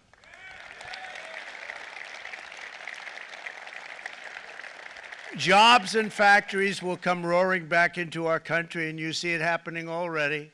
We will supercharge our domestic industrial base. We will pry open foreign markets and break down foreign trade barriers. And ultimately, more production at home will mean stronger competition and lower prices for consumers. This will be indeed the golden age of America. It's coming back, and we're going to come back very strongly. We're pleased to be joined on this momentous occasion by Vice President J.D. Vance. J.D., thank you. Thank you. Thank you very much. Where are you, J.D.? No, that wasn't too hard to find. I was looking, you know, he likes to take a low-key attitude, so it'd usually be sitting right in front. He's gaining a lot of confidence, Mike, isn't he? And nearly my entire cabinet is here, as well as Speaker Mike Johnson, who's done an amazing job. And with the great success we had last night in Florida, we have a majority of 7, and 7's like a lot when we had it at 1, right? You've done a fantastic job, and many of the members of the House and Senate are with us. Senators, Congressmen, thank you all for being with us. We appreciate it. For decades, the United States slashed our trade barriers on other countries, while those nations placed massive tariffs on our products and created outrageous non-monetary barriers to decimate our industries. And in many cases, the non-monetary barriers were worse than the monetary ones. They manipulated their currencies, subsidized their exports, stole our intellectual property, imposed exorbitant VAT taxes to disadvantage our products, adopted unfair rules and technical standards, and created filthy pollution havens. They were absolutely filthy, but they always came to us and they said, we're violating, we should pay for it. It's all detailed in a very big report by the U.S. Trade Representative on Foreign Trade Barriers, and I'll just hold it up for you. It's available, and you don't have to pay too much. As I understand it, you'll pay nothing. It's a lot of work for something, actually, because it's a special book. It's very, frankly, it's very upsetting when you read it, when you see what people have been doing to us for 30 years. This all happened with no response from the United States of America, none whatsoever. But those days are over. Let me offer just a few examples of the vicious attacks our workers have faced for so many years. The United States charges other countries only a 2.4 tariff on motorcycles. Meanwhile, Thailand and others are charging much higher prices, like 60%. India charges 70%. Vietnam charges 75%, and others are even higher than that. Likewise, until today, the United States has for decades charged a 2.5 tariff. Think of that, 2.5% on foreign-made automobiles. The European Union charges us more than 10% tariffs, and they have 20% VATs, much, much higher. India charges 70%, and perhaps worst of all are the non-monetary restrictions imposed by South Korea, Japan, and very many other nations. As a result of these colossal trade barriers. 81% of the cars in South Korea are made in South Korea. 94% of the cars in Japan are made in Japan. Toyota sells 1 million foreign-made automobiles into the United States, and General Motors sells almost none. Ford sells very little. None of our companies are allowed to go into other countries. And I say that, friend and foe. And in many cases, the friend is worse than the foe in terms of trade.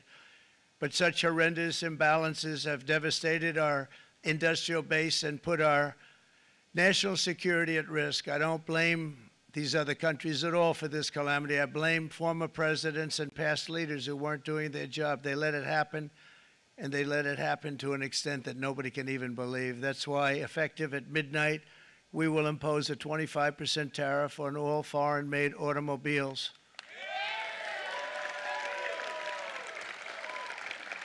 Thank you. Brian, I'd like to have you come up here for a second, okay? I just see him sitting. He's been a fan of ours, and he understands this business a lot better than the economists, a lot better than anybody. Brian, say a few words, please, would you? Thank you, Mr. Thank you. It's a great honor to have you. Thanks. Thank you, Mr. President. I grew up just north of Detroit, Michigan, in Macomb County, known as the home of the Reagan Democrats. My first vote for president was for Ronald Reagan. I thought that was going to be the best president I ever saw in my lifetime until Donald J. Trump came along. I have watched my entire life, I have watched plant after plant after plant in Detroit and in the metro Detroit area close. There are now plants sitting idle. There are now plants that are underutilized, and Donald Trump's policies are going to bring product back into those underutilized plants. There's going to be new investment. There's going to be new plants built. And the UAW members, and I brought 20 of them with me, they're sitting right over here. We support Donald Trump's policies on tariffs 100%. So, Mr. President, we can't thank you enough. And in 6 months or a year, we're going to begin to see the benefits. I can't wait to see what's happening 3 or 4 years down the road. Thank you, Mr. President. What a great guy. He got it right from the beginning. He got it before almost anybody else. This group over there, they got it too. And, you know, we won the state of Michigan. We won almost all of them. But we won Michigan by a lot, and I want to just thank you all. The auto workers were fantastic. The Teamsters were fantastic. Everyone was pretty good, I will tell you. Thank you very much. I appreciate it. You're going to be very happy very soon, and you probably see what's happening with all of the, not only car companies, but car companies in particular. See it with all of the ones they're moving, they're announcing day in, day out. You're seeing it. Nobody's ever seen anything like that. With today's actions, we're also standing up for our great farmers and ranchers who are brutalized by nations all over the world. Brutalized. Canada, by the way, imposes a 250 to 300% tariff on many of our dairy products. They do the first can of milk. They do the first little carton of milk at a very low price, but after that it gets bad, and then it gets up to 275, 300%. So when they're figuring what's Canada charging, they say, oh, about 2%, 3%. But take a look at what happens down the road. When you look a little bit, it's not a pretty picture, and we don't like it, and it's not fair. It's not fair to our farmers. It's not fair to our country. And with countries like Canada, you know, we subsidize a lot of countries and keep them going and keep them in business. In the case of Mexico, it's $300 billion a year. In the case of Canada, it's close to $200 billion a year. And I say, why are we doing this? Why are we doing this? I mean, at what point do we say you got to work for yourselves, and you got to, this is why we have the big deficits. This is why we have that amount of debt that's been placed on our heads over the last number of years, and we're really not taking it anymore.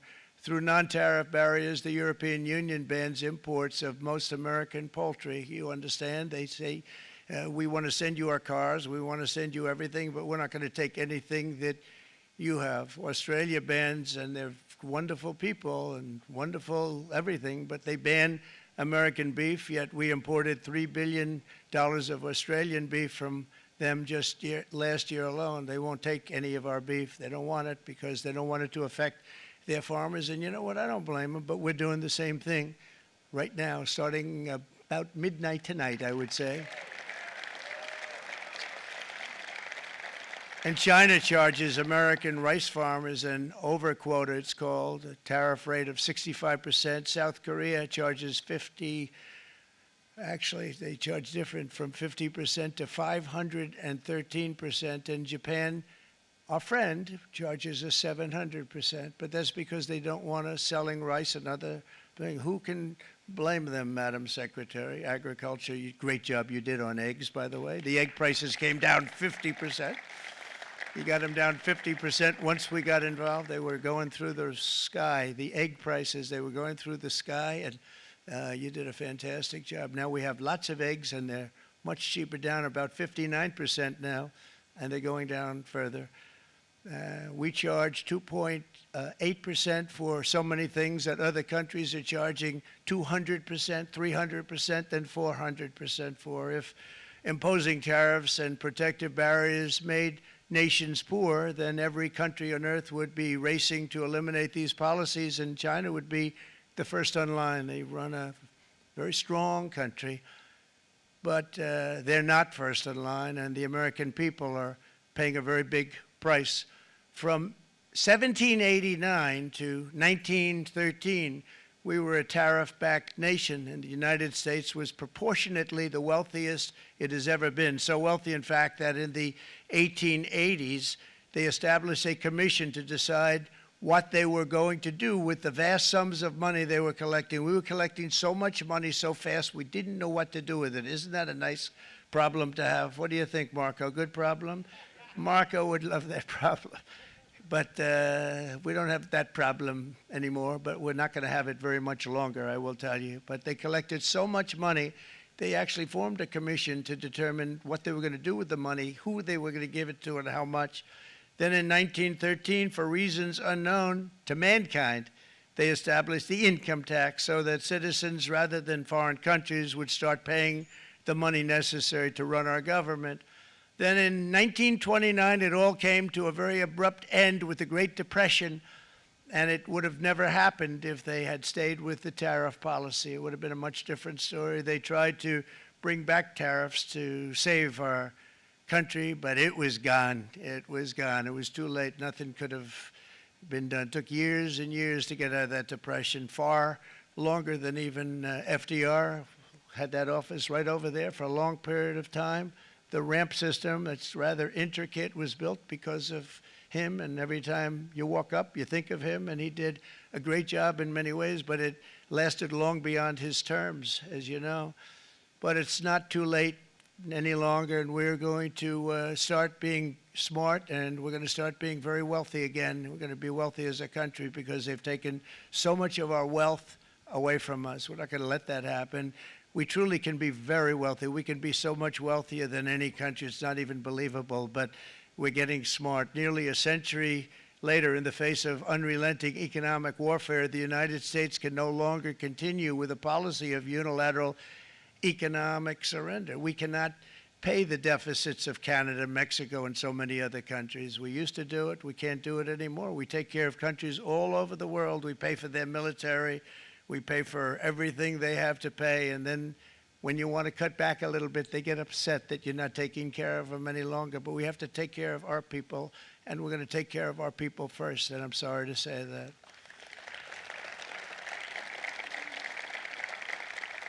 And today we're standing up for the American worker, and we are finally putting America first.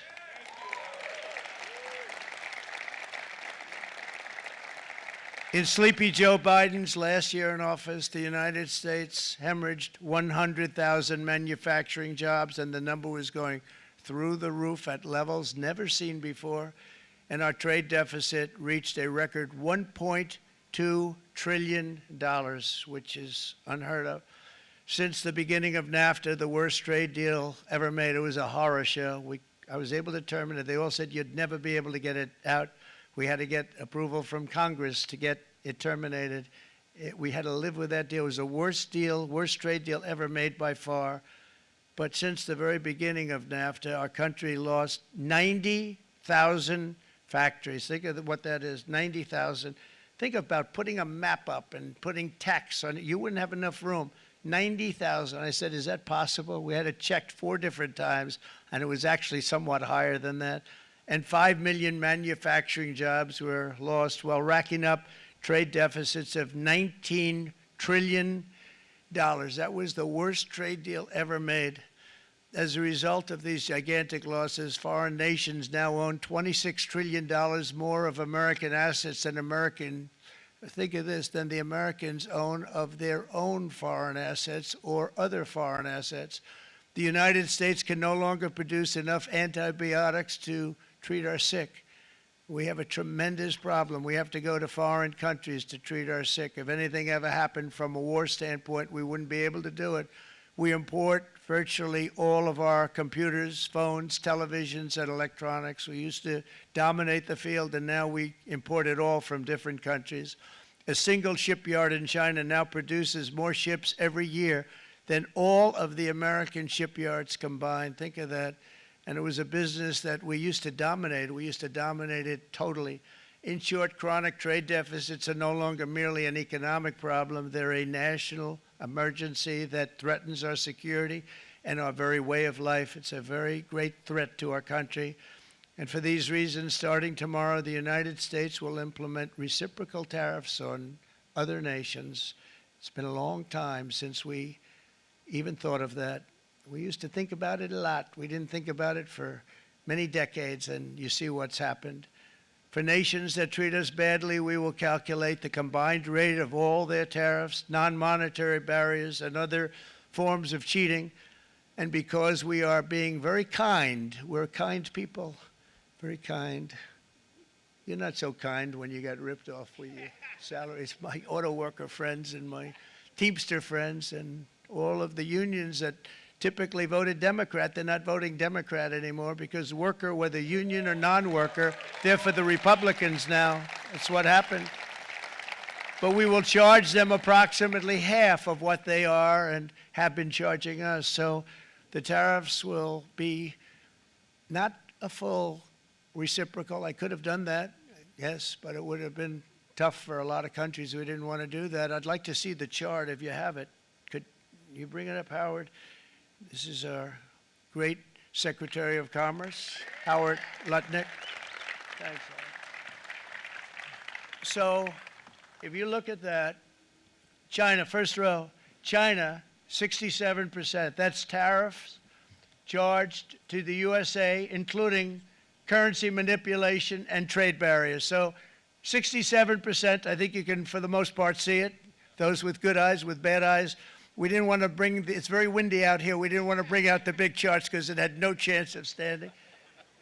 Fortunately, we came armed with a little smaller chart.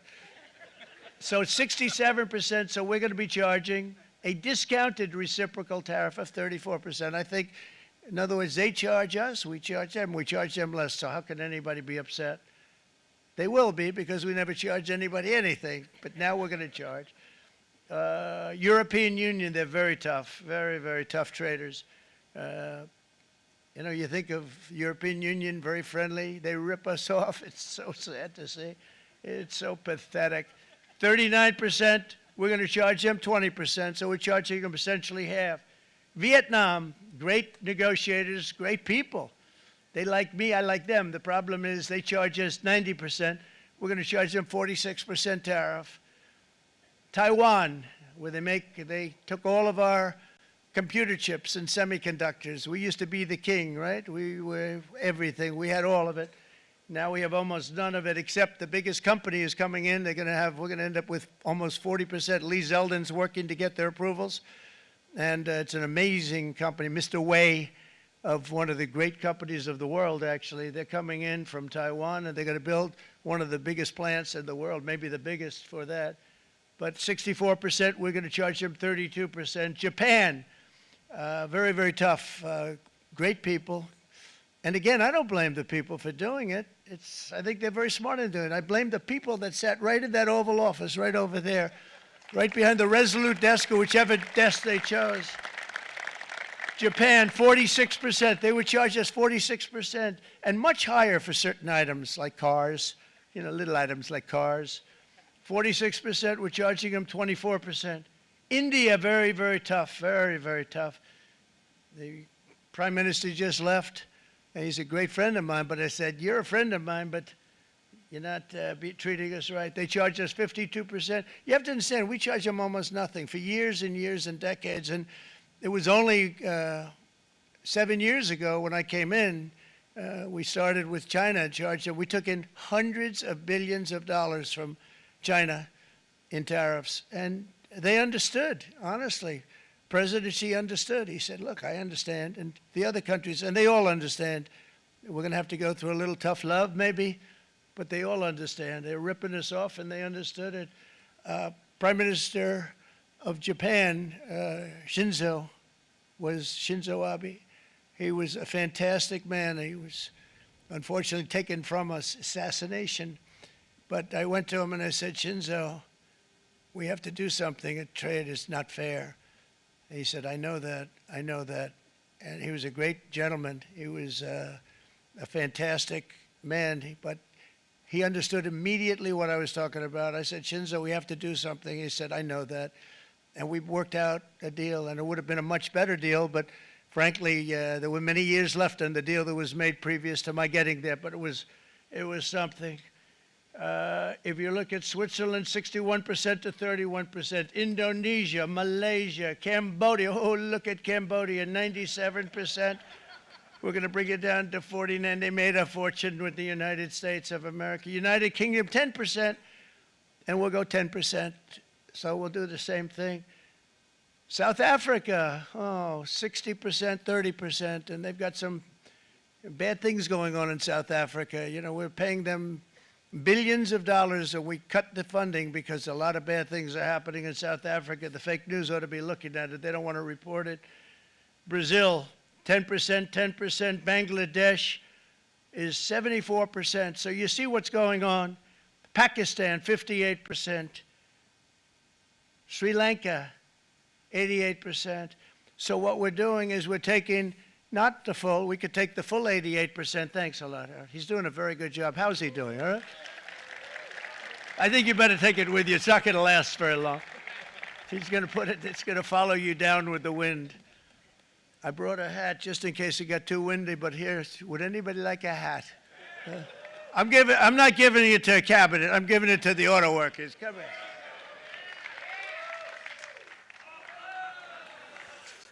Thank you, fellas. Get it. That's it. That's it. They deserve it more than our cabinet. Our cabinet has plenty of hats. But you see the numbers. The numbers are so disproportionate. They're so unfair. At the same time, we will establish a minimum baseline tariff of 10%. You notice that on the chart? And that'll be on other countries to help rebuild our economy and to prevent cheating. So we're going to have a minimum of cheating, and we're going to be very severe on the people that at the gate that watch the tariffs and watch the product coming in, because there's been a lot of bad things happening at the gate because the money is so enormous that you're talking about. There's never been probably anything like it in terms of the enormity, and there are a lot of bad things happen at the people that do the check-in, and they're looking at 10-year jail sentences if they do play. We're going to treat them so good, but if they cheat, the repercussions are going to be extremely strong.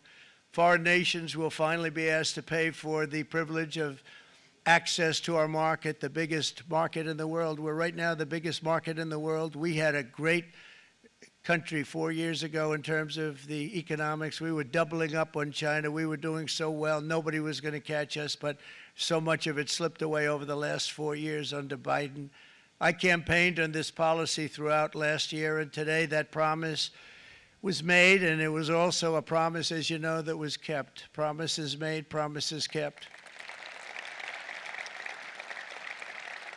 To any company that objects to our common sense reciprocal tariffs, again, reciprocal, back and forth, back and forth. And I call this kind reciprocal. This is not full reciprocal. This is kind reciprocal. But what we do is we cut it in half. We charge them. My answer is very simple. If they complain, if you want your tariff rate to be zero, then you build your product right here in America, because there is no tariff if you build your plant, your product in America. And we've seen companies coming in like we've never seen before. Likewise to all of the foreign presidents, prime ministers, kings, queens, ambassadors, and everyone else who will soon be calling to ask for exemptions from these tariffs. I say, terminate your own tariffs, drop your barriers, don't manipulate your currencies. They manipulate their currencies like nobody can even believe, which is a bad, bad thing and very devastating to us. And start buying tens of billions of dollars of American goods. Tariffs give our country protection against those that would do us economic harm. And many people were looking to do us economic harm. Maybe not so obviously, but they were doing tremendous economic harm. But even more importantly, they will give us growth. These tariffs are going to give us growth like you haven't seen before. And it'll be something very special to watch. I am so looking forward. And Brian, it's going to happen even faster than you said. You know, you might say, but it's already started. It's already started. Work's already begun on plants all around the country, and you see that as before. These are big, rich companies. We have $61 billion started on a big plant going up. It's going to be announced over the next 2 days, and they already started work. Many of these the biggest companies in the world, they've committed to build, build, build. We're going to build, build, build, sir. And they came here to see me, and they wanted to know if they could have a press conference. I do as many as I can. I'm pretty busy trying to stop Russia and Ukraine and the Middle East. We got to stop that. We got to stop the Houthis, which we're making tremendous. They like shooting ships down and out of the water, sinking ships. They get a kick out of it, but they're not getting such a kick out of it now, are they, Mr. Secretary? They're not getting such a kick out of that now. But here are just a short list of some of the companies that have already announced and committed to investment. And this is a company that built its factories and its plants in China. Apple is going to spend $500 billion. They never spent money like that here. They're going to build their plants here. SoftBank, OpenAI, and Oracle, great companies, are investing $500 billion almost immediately. NVIDIA, a hot company, is investing hundreds of billions of dollars. They just announced. TSMC, the biggest, most important company in the world of chips from Taiwan, with no investment from us, is investing $200 billion. And they said the reason was, number one, the election of November 5th, and number two, the tariffs. They don't want to pay the tariffs, and the way they're not paying it is to build their plant here. So we're going to go from almost no percentage. We used to have 100% of the chip market. Now it's all in Taiwan. Almost all of it's in Taiwan. A couple of other countries, but mostly in Taiwan. And think of it. We had 100%. We lost it because of people in that office that didn't do their job. They allowed it to be stolen from us. Johnson & Johnson, great company, $55 billion. Eli Lilly, $27 billion. Meta is investing $500 billion. Wow. DeMac is investing $20 billion. CMA, CGM, $20 billion. And then you have Merck and Clarios, Stellantis, General Motors, GE Aerospace, Honda, Nissan, Hyundai are all putting in billions and billions of dollars, and they're committed 100%. So.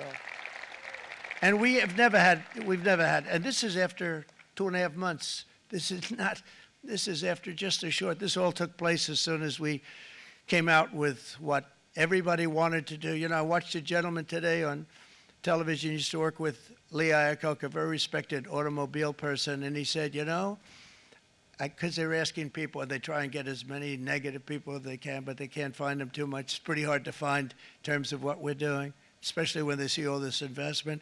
They said, so tell me, what do you think of what Trump is doing from the automobile standpoint? He said, I can't believe it. Somebody is finally, he's an older guy, real pro, really top guy, with Lee Iacocca. He said, I never thought I'd see the day when this would happen, where somebody had the courage to go and do what has to be done. This is transforming our nation. Our entire nation is going to be transformed, not only with the cars, but on every single other item that's built. We're going to become an industrial powerhouse. And he said that so beautifully today. In fact, I'm going to find out, I'm going to get a tape, and Bruce, I'm going to get that tape, and I'm going to send it to you out in Long Island, and you're going to play it for the people. And all your union workers and your non-union workers out there, you got a pretty even split. But we have, so far, it looks like we're going to have about $6 trillion of investments, and you wouldn't do that in years in this country over the last number of years. $6 trillion, and that's going to be much higher by the end of the year. And think of what $6 trillion is. You wouldn't have even a small percentage of that under this other system. We're going to be an entirely different country, and it's going to be fantastic for the workers. It's going to be fantastic for everyone. There will never have been a transformation of a country like the transformation that's already happening in the United States of America. It's an incredible thing to watch, and it's incredible to meet with the top people, people that you read about, very wealthy people, or people that are great managers and executives and presidents of big public companies, and to watch the enthusiasm they have now that they didn't have. They gave up on our country. They went to foreign countries and they built. Companies are pouring into our country at levels never seen before, with jobs and money to follow, and it's really beautiful. In the coming days, there will be complaints from the globalists and the outsourcers and special interests and the fake news. Always, the fake news will always complain. But never forget, every prediction our opponents made about trade for the last 30 years has been proven totally wrong. They were wrong about NAFTA. They were wrong about China. They were wrong about the Trans-Pacific Partnership, which would have been a disaster if I didn't terminate it. If I didn't terminate that, United Auto Workers, you would have had no jobs in this country. You would have had no jobs. It was all going to other countries. In my first term, they said tariffs would crash the economy. Instead, we built the greatest economy in the history of the world. And again, I have great respect for President Xi of China, great respect for China, but they were taking tremendous advantage of us, and I commend them for that. I say, hey, if you can get away with it, that's okay. But, you know, they understand exactly what's happening, and they probably, most of them are saying it's about time they did something, but, and they're going to fight, and they're going to fight fair. Everyone's going to fight. You know, it's like, I say to the leaders, look, you got to take care of your country, but we have to start taking care of our country now. We can't do what we've been doing for the last 50 years. From the day of my election, the stock market went up in my first term 88%, with NASDAQ going up 155%, more than any president has ever had in any term in office, by far. And I think we're going to blow that away. And maybe the numbers won't show, but I think they're going to show much better than even those numbers. But what you're going to see is you're going to see activity, that empty, dead sites, factories that are falling down. Those factories will be knocked down, and they're going to have brand new factories built in their place. They're not only talking about renovating, they're talking about brand new, the best anywhere in the world, the biggest anywhere in the world. I have a friend who builds car plants, and I said, I want to see the biggest and the best. He said, well, we have to go to Mexico. I said, no, I want to see it in the United States. He said, we're not building them in there. This is a year and a half ago during the campaign. He said, we're not building it. You'd have to go to Mexico. When I was starting to decide to run, and I went to #1 in the polls very rapidly, I want to say, like, let's say in the first hour. And then shortly thereafter, it looked like I was going to win, and the fake news was saying, oh, no, don't do this. What they don't know is if I didn't win, they would have really been in trouble, because nobody wants to read them anyway. But I tell you what, when it looked like I was going to win, I announced that I was going to be doing exactly what we're talking about today. Great consistency, actually, because I've been talking about it for 40 years, but because I saw what was happening 40 years ago. If you look at my old speeches when I was young, very handsome, my old speeches, and that people would say, I'd be on a television show, I'd be talking about how we were being ripped off by these countries. I mean, nothing changes very much. The only thing that changed were the countries, but nothing really changes. But you know, it's why it's such an honor. It's such an honor to be finally able to do this. If you look at China, I took in hundreds of billions of dollars in my term, hundreds of billions. They never paid 10 cents to any other president, and yet they paid hundreds of billions, so much so that Biden couldn't do anything. They wanted to try and terminate it because he had a very special relationship with China. You know what the relationship was? He had a special relationship. But the numbers were so big, that they couldn't do it.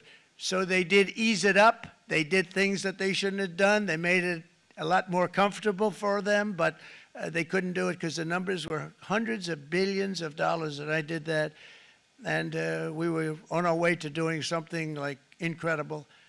And then we had a very bad election happen, a very bad election. A lot of bad things happened. So when I said we got to do it again, I said we have to make it too big to rig. And we made it too big to rig, and we won in records, and it was a monumental win. And it was such an honor to see so many of you, like Brian and your friends, here with us to celebrate and to, more importantly, celebrate what we're doing, because that wouldn't be a full celebration if we didn't do this, because this will be an entirely different country in a short period of time. It'll be something the whole world will be talking about it. The critics made the very tired predictions earlier this year, but in February, core inflation dropped to the lowest rate in 4 years. And the price of eggs, as you know, just in a month and a half, we were there for 4 weeks. And the first week, I got blamed for eggs. I said, I just got here.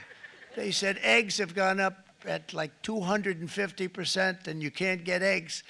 And they were going crazy. And I said, I just got here. And then we got to work on eggs, and we got to work on everything. And our great Secretary of Agriculture, you did a fantastic job. Brooke Rollins, she did a fantastic job. And as I said before, the price of eggs dropped now 59%, and they're going down more, and the availability is fantastic. They were saying that for Easter, please don't use eggs. Could you use plastic eggs? I said, we don't want to do that. We want to, and you really came through. It's an amazing job. Thank you very much, Brooke. You did great. But likewise, an old-fashioned term that we use, groceries. I used it in the campaign. It's such an old-fashioned term, but a beautiful term, groceries. It sort of says a bag with different things in it. Groceries went through the roof, and I campaigned on that. I talked about the word groceries for a lot, and energy costs now are down, groceries are down, gasoline is way under $3, and people are beginning to be able to buy things and live again. We brought prices way down. We created 10,000 already in a few weeks, new manufacturing jobs. And it was that took place in 1 month, numbers that they haven't seen in a long time. We had virtually no inflation under my term. We had virtually no inflation for 4 years, but after transitioning over to Sleepy Joe, it went from almost non-existent to the highest in the history of our country. They had the highest inflation in the history of our country, brought up by energy and bad spending and bad policy, and a lot of bad things happened. How about allowing millions and millions and millions of people to pour into our country with open borders, where it's so sad to see even now, and I see our great secretary you have done, stand up please, Christy, stand up. Christy Noem and Tom Homan. These people are doing a great job, but gotten them out in records. We have problems with judges that don't want them to go out. They want Tren de Aragua, and they want MS-13, the most vicious gangs ever. Nobody's ever seen anything like it. Absolute killer gangs. They kill people. They don't even think about it. And we put them out, and we have judges now, radical left judges that they don't want them to go out. They want them to even be brought back. Let's bring them back. You've done a fantastic job, and please thank everybody. Homeland Security, thank everybody. Appreciate it. And we now have a border that's the best border that we've ever had, even better than it was my first term. My first term we did good, but this one we really specialized in. We've done really well. And we had records then. We had the best, safest border. 4 years ago, we had the best border there ever was. And now we have, you've actually matched it and done even better. And we're going to get it down the right way. And we want people, by the way, to come into our country, but we want to come in through a legal process. We want them to come in legally. We need more people. We need people to run these plants and to help the auto workers and the Teamsters and the non-union people and everybody else. But we need people and the farmers. And we're going to let people come in, but they want to come in. We want them to come in legally. They have to have the capability of loving our country, not people that hate our country. We don't want them in our country. And now we're going to pass the largest tax cuts in American history, and that's where we're relying on Mike and John Thune. And we will not cut Social Security, Medicare, or Medicaid benefits, and the Democrats will, because if they got in, the entire economy would collapse. This country was heading for a collapse under the people that you saw. They were horrible. I think one of the reasons people like the job, I have my highest approval ratings because I think they're comparing me to the worst administration in the history of our country, so I appreciate that at least. But Speaker of the House Mike Johnson and Senate Majority Leader, appreciate it, Mike. John Thune have been fantastic, by the way. But they've been working tirelessly on taking the next step to pass the plan for our one big, beautiful bill. I'd like to name it that if you can. One big, beautiful. I made that statement about 6 months ago, and everybody calls it one big, beautiful bill. And it will be that. It'll have everything, the big tax cuts and every incentive there is. And it'll be fantastic. And by the way, for the cars, we're asking for an interest deduction on a loan. So if you build the car, only in America we do it, Brian. If the car's not built in America, you don't get the interest rate deduction. But if you build the car in America, if you buy a car, if it's built in America, then you get an interest rate deduction, tax deduction, and that's a big thing. That's going to be a big thing. I think that's going to pay for itself very quickly, that deduction. Never happened. We've never had anything like that before. Somebody said, where do you get the idea? Because it's so basic. You would think that would have happened a long time ago. It never did, and I'm very happy it didn't because now I can say that was my idea. But we're going to get us closer to the debt extension. We have to get the debt extension passed, and I know you're going to be able to do that, Mike, and it's very important that you do that. And all of the other things that the Senate budget plan gives us, along with working, because I know they're working together, John and Mike, and the two bills are going very well together. We need to get our shared priorities done, including certain permanent tax cuts. We want the tax cuts to be permanent, spending cuts, energy and historic investments in defense, border, and so much more. We're covering everything. These will be phenomenal. There'll be no bill like this going to straighten. One bill is going to straighten out our country for many, many years to come. And we said, let's just do it and let's get it done. And some guys will love it and some guys will like it a little bit less because they're not getting what they were exactly looking for, but they're getting a lot. They'll never, if we get this done, it'll be the most incredible bill ever passed in the history of our Congress and Senate and congressmen, the senators and the congressmen, many of whom are here today, will be very proud of themselves. I really believe that. It's going to set us on a whole new prosperous path. We're going to cut spending and right-size the budget back to where it should be. We're going to do that very strongly. Thank you, Rick. Thank you. John, thank you. Oh, look at all of our senators over there. Oh, boy, that's a nice group of people. But I won't like them so much if they don't get this bill done. That's a great group, and Congressman, thank you very much. I appreciate it. Tremendous people. The Senate plan is my complete and total support, and the House plan likewise is very similar. They're moving along pretty much at the same clip, and as soon as you're ready, you'll show it to me, and I'm sure it'll have my support, Mike. Every Republican congressman and senator must unify. We have to unify. We can't be separated. We have to get it done. We have to get absolutely everything we can, and we have to take care of the American people. That's the only thing that matters. We have to take care of the American people first. We need to pass this bill immediately, get it done, including debt extension. From this day on, we're not going to let anyone tell us that American workers and families cannot have the future that they deserve. We're going to produce the cars and ships, chips, airplanes, minerals, and medicines that we need right here in America. The pharmaceutical companies are going to become roaring back. They're coming roaring back. They're all coming back to our country because if they don't, they got a big tax to pay. And if they do, I'll be very happy, and you're going to be very happy, and you're going to be very safe. We're going to build our future with American hands with American heart, American steel, and we're going to build it with American pride like we used to.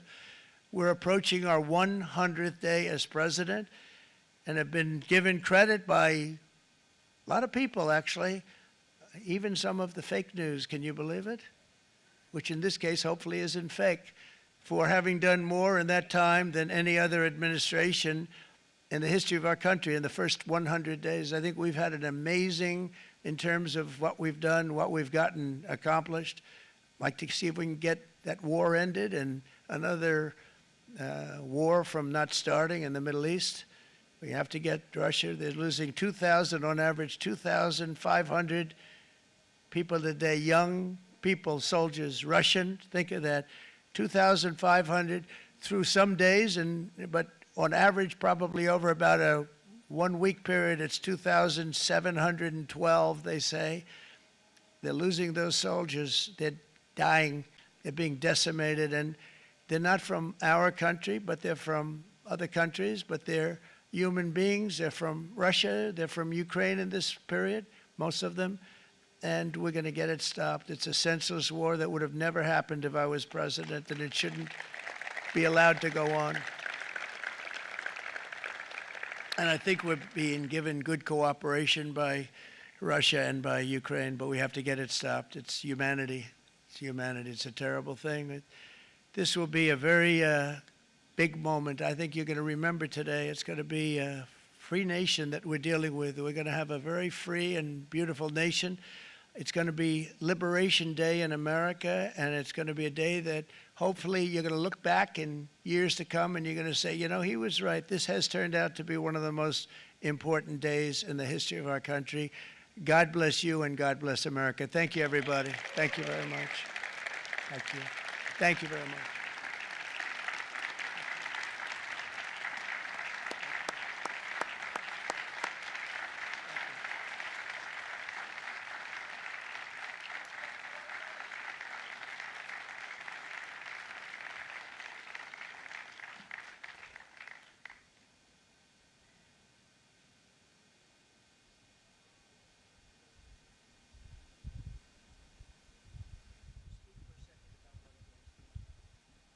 This is Will, everybody. He's going to just give you a little bit of a briefing on what we're signing. Good afternoon, you all. We have two documents prepared for the president's signature today. One closes what's referred to as the de minimis loophole with respect to imports from the People's Republic of China. The other is the big one, is the reciprocal tariff executive order that the president just spoke about at length. This is obviously a huge deal, and it's been an honor to be a part of your team getting this ready for you, sir. Thank you very much. Thank you.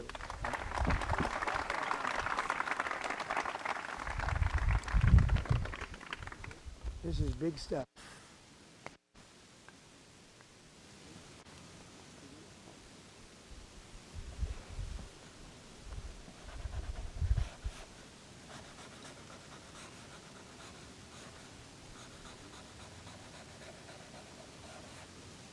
That's a 10. That's a good one. Look. That's a good one. That's a good one. Thank you. Thank you, sir.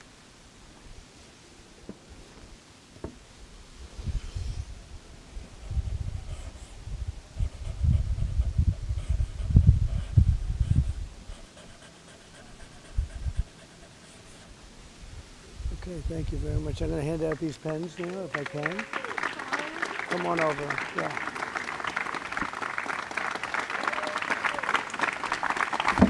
Thank you very much.